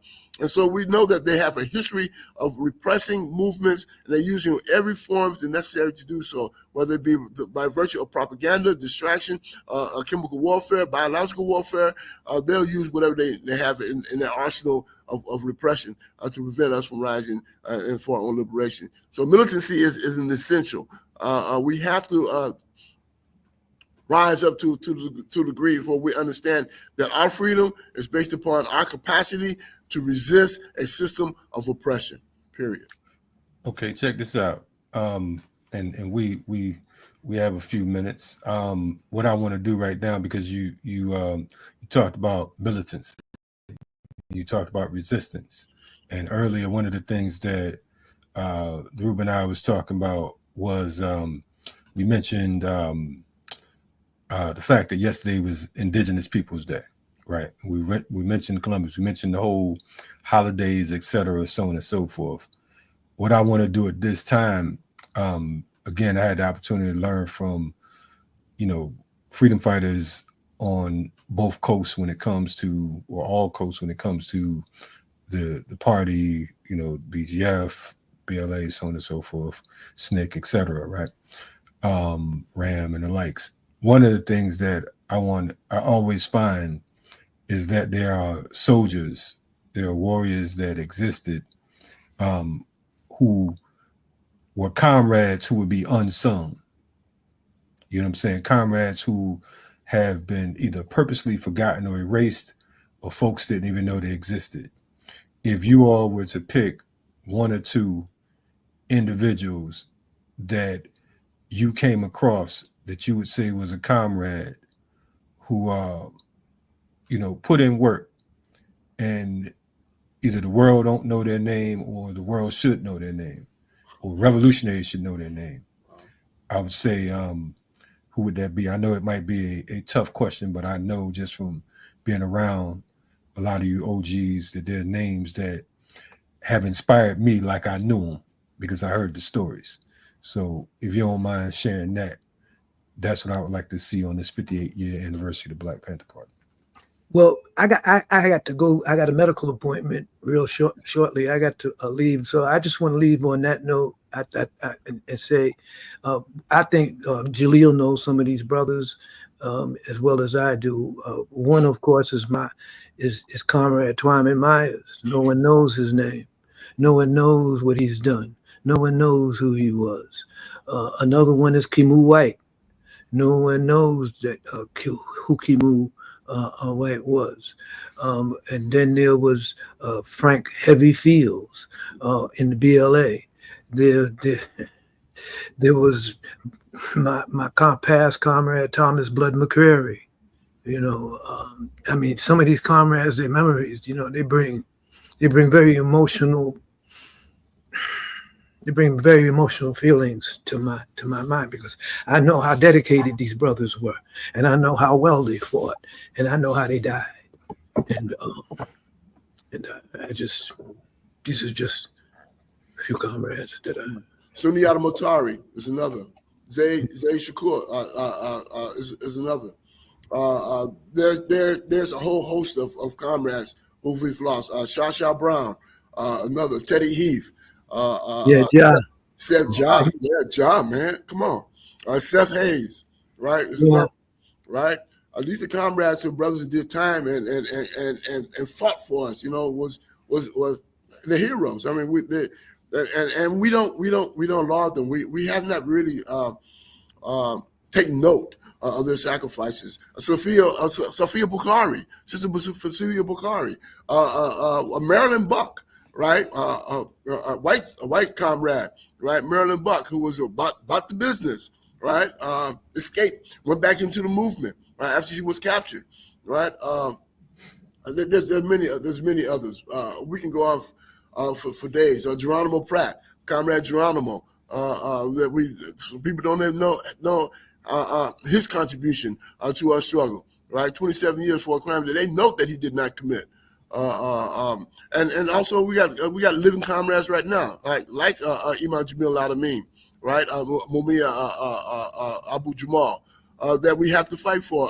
Kamal Siddiqui, that we have to fight for, to get them out of the system, out of the penal slave system, and that's what it is. It is a slave system, and so we have our those that we have lost, and those that are still we're struggling to fight to get out of prison, our political prisoners today. So there's a lot of comrades whose history has been lost, right? Whose contribution has not been noted for, right?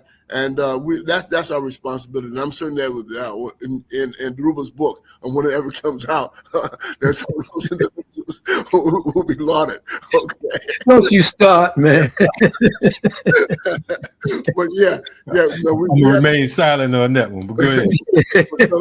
we have to give recognition. I'm glad you brought that question up, Kalonji. We have to give recognition to those that have transitioned, and also to our living heroes that we still have and fighting for to be released from the penal slave system. No doubt. Well, listen, I have to really go right now, brother. I already know. Definitely appreciate you. And I just want to say I appreciate you having me on this anniversary of the founding of the Black Panther Party. I'm glad you got Jalil on. I know Jalil will continue. And so, let's work towards building this united front. let's try to do what we can in these situations. And I assure you that the situation is going to go from bad to worse as far as the empire is concerned over the next several months. And we need to have a movement. We need to build a radical united front, and in order to survive what is coming to the empire. So I just want to say thank you, Kalonji, for giving me a shout out and allowing me to come on and talk to brothers and sisters. And again, I'm going to send my solidarity to Jalil. And I just wanted to express in person too, while I'm on the air, the work that his beloved wife has done in trying to build support. I mean, I got my ticket to come for this medical treatment precisely because of her efforts. Shout out to Val and all of the comrades that contributed. I want to send my love and respect and humble appreciation for all the folks that have been working to try to help me. And I want to take this opportunity to do that. So I just thank you, Dhoruba. And I'm certain that Val will much appreciate it because she does hard work. She's in the business. She's in the work. Yeah, she's about that. You know, she's did a great job. I know that from that personally. I know from Dequi and other folks what she's done with Sekou and I got to go. So, we'll check you later for sure. Assalamu alaikum. Wa alaikum salam. Yes, that was our comrade and brother Dhoruba bin Wahad. As you can see at the bottom of the screen, there is a ticker where you can still support his Cash App and his Zelle for his medical treatment and flight and so on and so forth. And definitely shout out to Val. Val been raising more money than anybody we know right now. She becoming a movement fundraiser. I know she not raised. Don't tell her that. She ain't trying to hear that. You ain't trying to hear it? Hey, listen. Not like that. Her capacity is far broader than just being a fundraiser. I already know. Hey, let's not limit her capacity. Oh no, I ain't gonna do that. I'm just saying that I know that just on this platform alone, she, you know what I'm saying, her works even behind the scene, whether it was for Sekou or Baba Bilal, Dhoruba, so on and so forth. Even for me, when I was inside, when she put together Jazz for Justice. There you go. There you go. For me. Yeah. So she's not the business. There's no doubt about that. So I ain't gonna say nothing else about her fundraising skills. Okay. All right.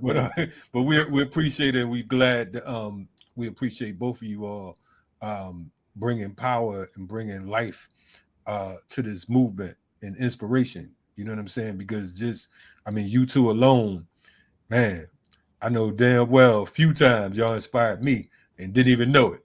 You know what I'm saying? Didn't even know it. Because sometimes, you might hear a word or two, and that right there is like, okay, because I was headed in this direction over here. You know what I mean?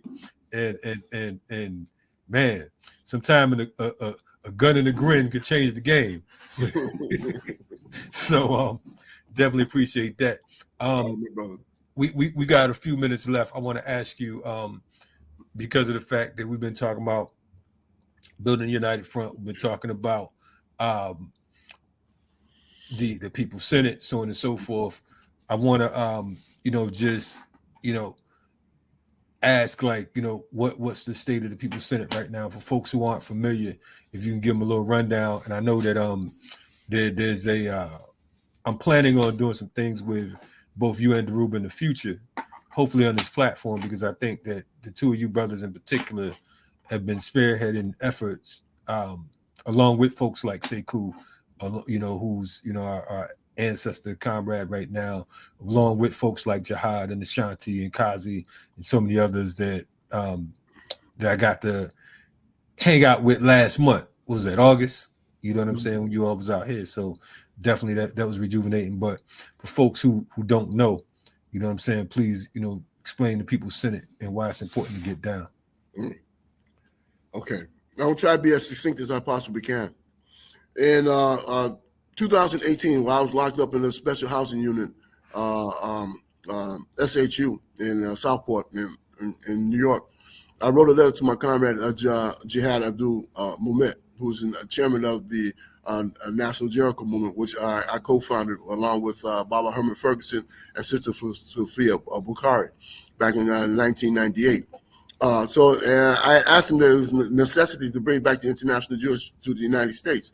We had brought him back in 1978, 79, when I initiated the international, not the international campaign, national campaign to petition the United Nations in regards to the issue of political prisoners and the existence of conditions of prisoners in the United States.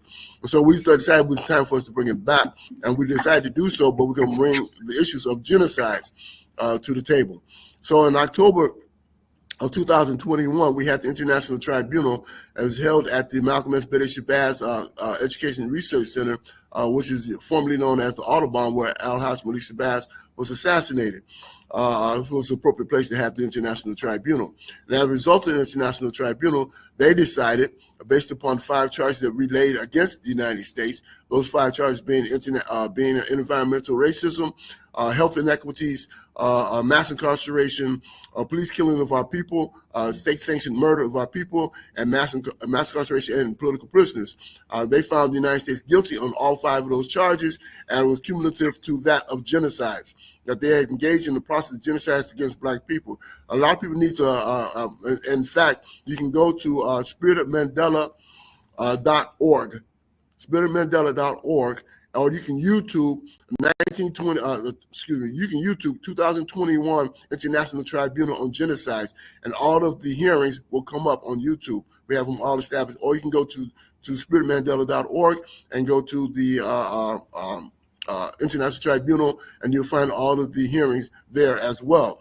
As a result of the International Tribunal finding the United States guilty of genocide, we decided the necessity for us to remove ourselves from harm going forward. Right, and in so doing, we have to create alternative systems of governing, and that's what we're calling for in terms of what we call the People's Senate. Right, we're building what we call the People's Senate across the country, which is essentially a national front, as something as Dhoruba has been calling for, the National Front Against Fascism. Right, our organization, though, our building the People's Senate, it will be an anti-fascist building, a determination as we build towards anti-imperialist, anti-capitalist imperialism, anti-fascism, anti-white supremacy, understanding of the struggle that we have to engage in going forward.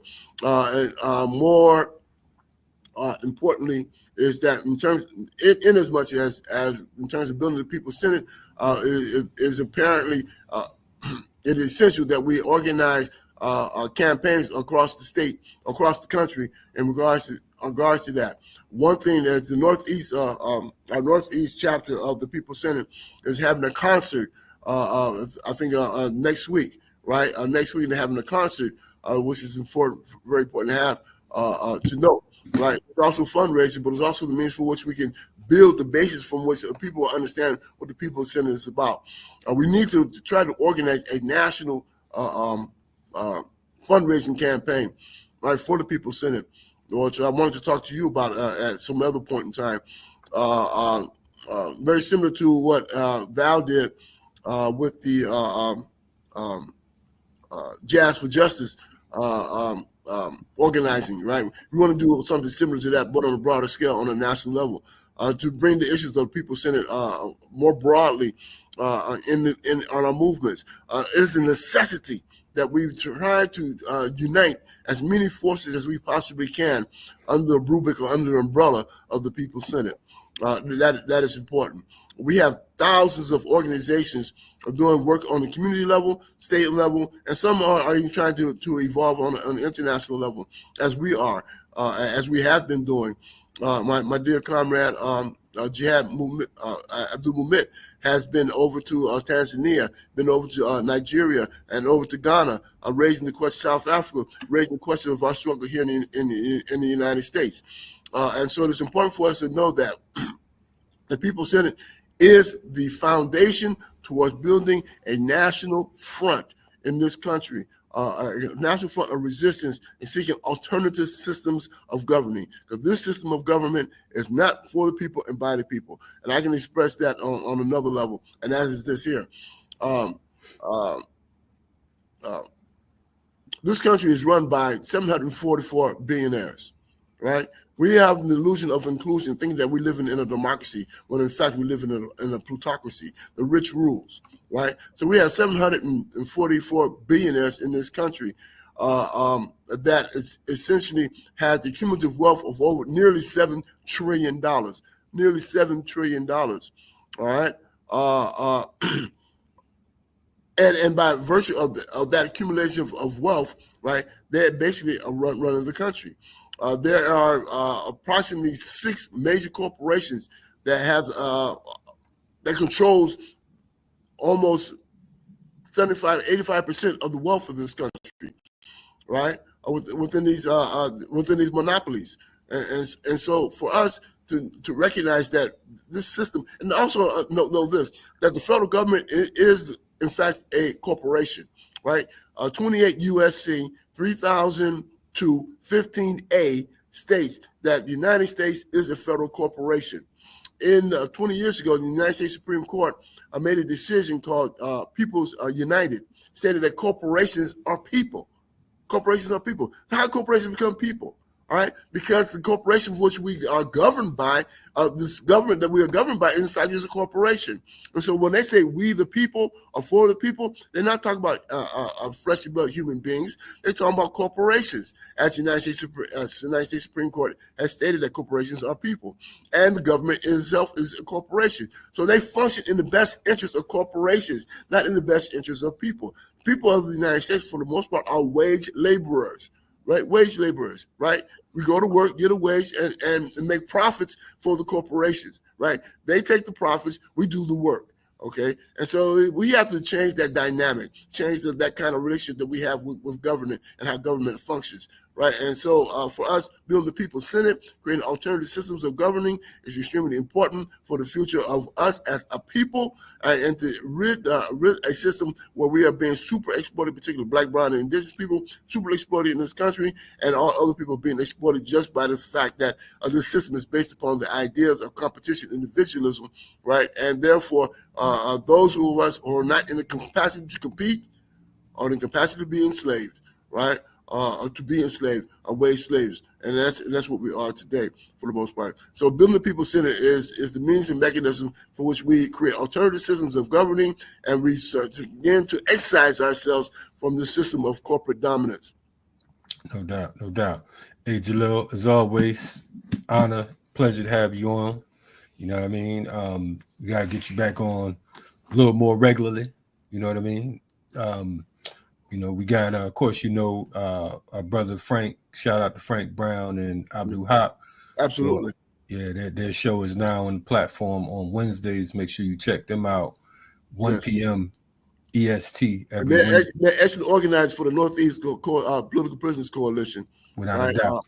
That Sekou had brought into existence. No right? doubt. Yeah, absolutely.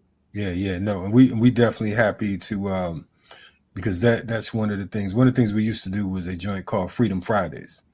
You know what I'm saying? Which of course we'll probably bring back, but we're happy to make sure that we have programming that is focusing on the PPs, because I think that sometimes, if any, there might be a few political prisoners that may even get a shout out, but for the most part, political prisoners as a whole, it's like a foreign word. It's like, like what's that? You know what I'm saying? That's Swahili. What that mean? You know what I mean? That's how they roll. But definitely shout out to all the fighters out there. Shanti Kazi, Jihad, Baba Bilal, Sunni Ali, Get Well, Veronza Bowers, and Joy Powell, and so many others that, Kamal Siddiqui, et cetera, that, Imam Jamil, that I may haven't mentioned, continue to fight. Free Mumia, free Leonard, free them all. Until next time, on this 58-year anniversary of the Black Panther Party, we say salute and we say free them all. Appreciate all power to the people. All power to the people, no doubt. You're checking out the Rise Up Morning Show. Peace, my brother. Be safe. Assalamu alaikum. You're checking out the Rise Up Morning Show here on Black Power Media. It's been a powerful 58-year anniversary. Make sure you share, like, subscribe, all that good stuff.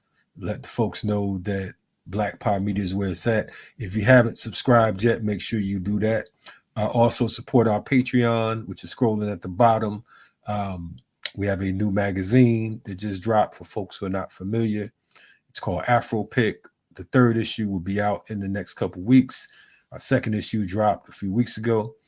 Make sure you check that out. Make sure you continue to support the great work that we have on this platform. Black Power Media Reloaded is the platform. Till next time, we'll see you in the whirlwind. Peace.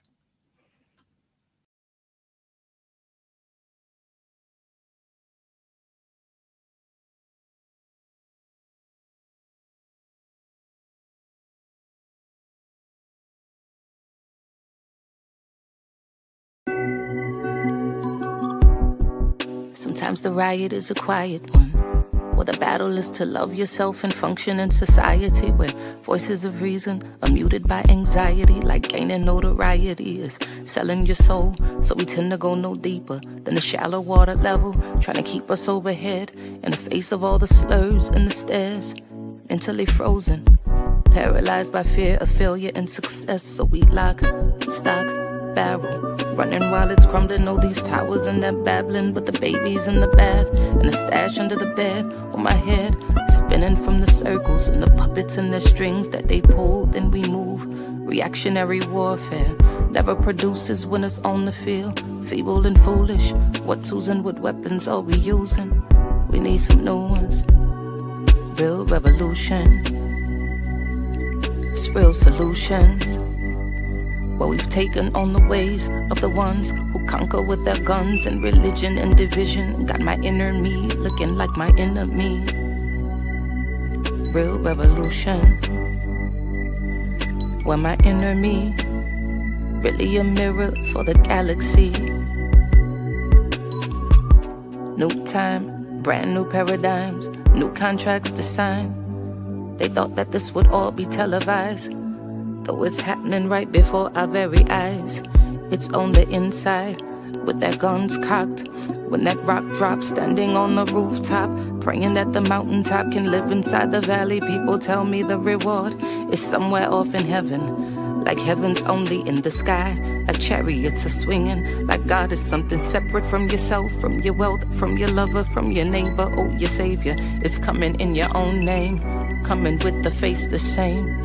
Real revolution, it's real solutions. Well, we've taken on the ways of the ones who conquer with their guns and religion and division. Got my inner me looking like my enemy. Real revolution, where my enemy is really a mirror for the galaxy.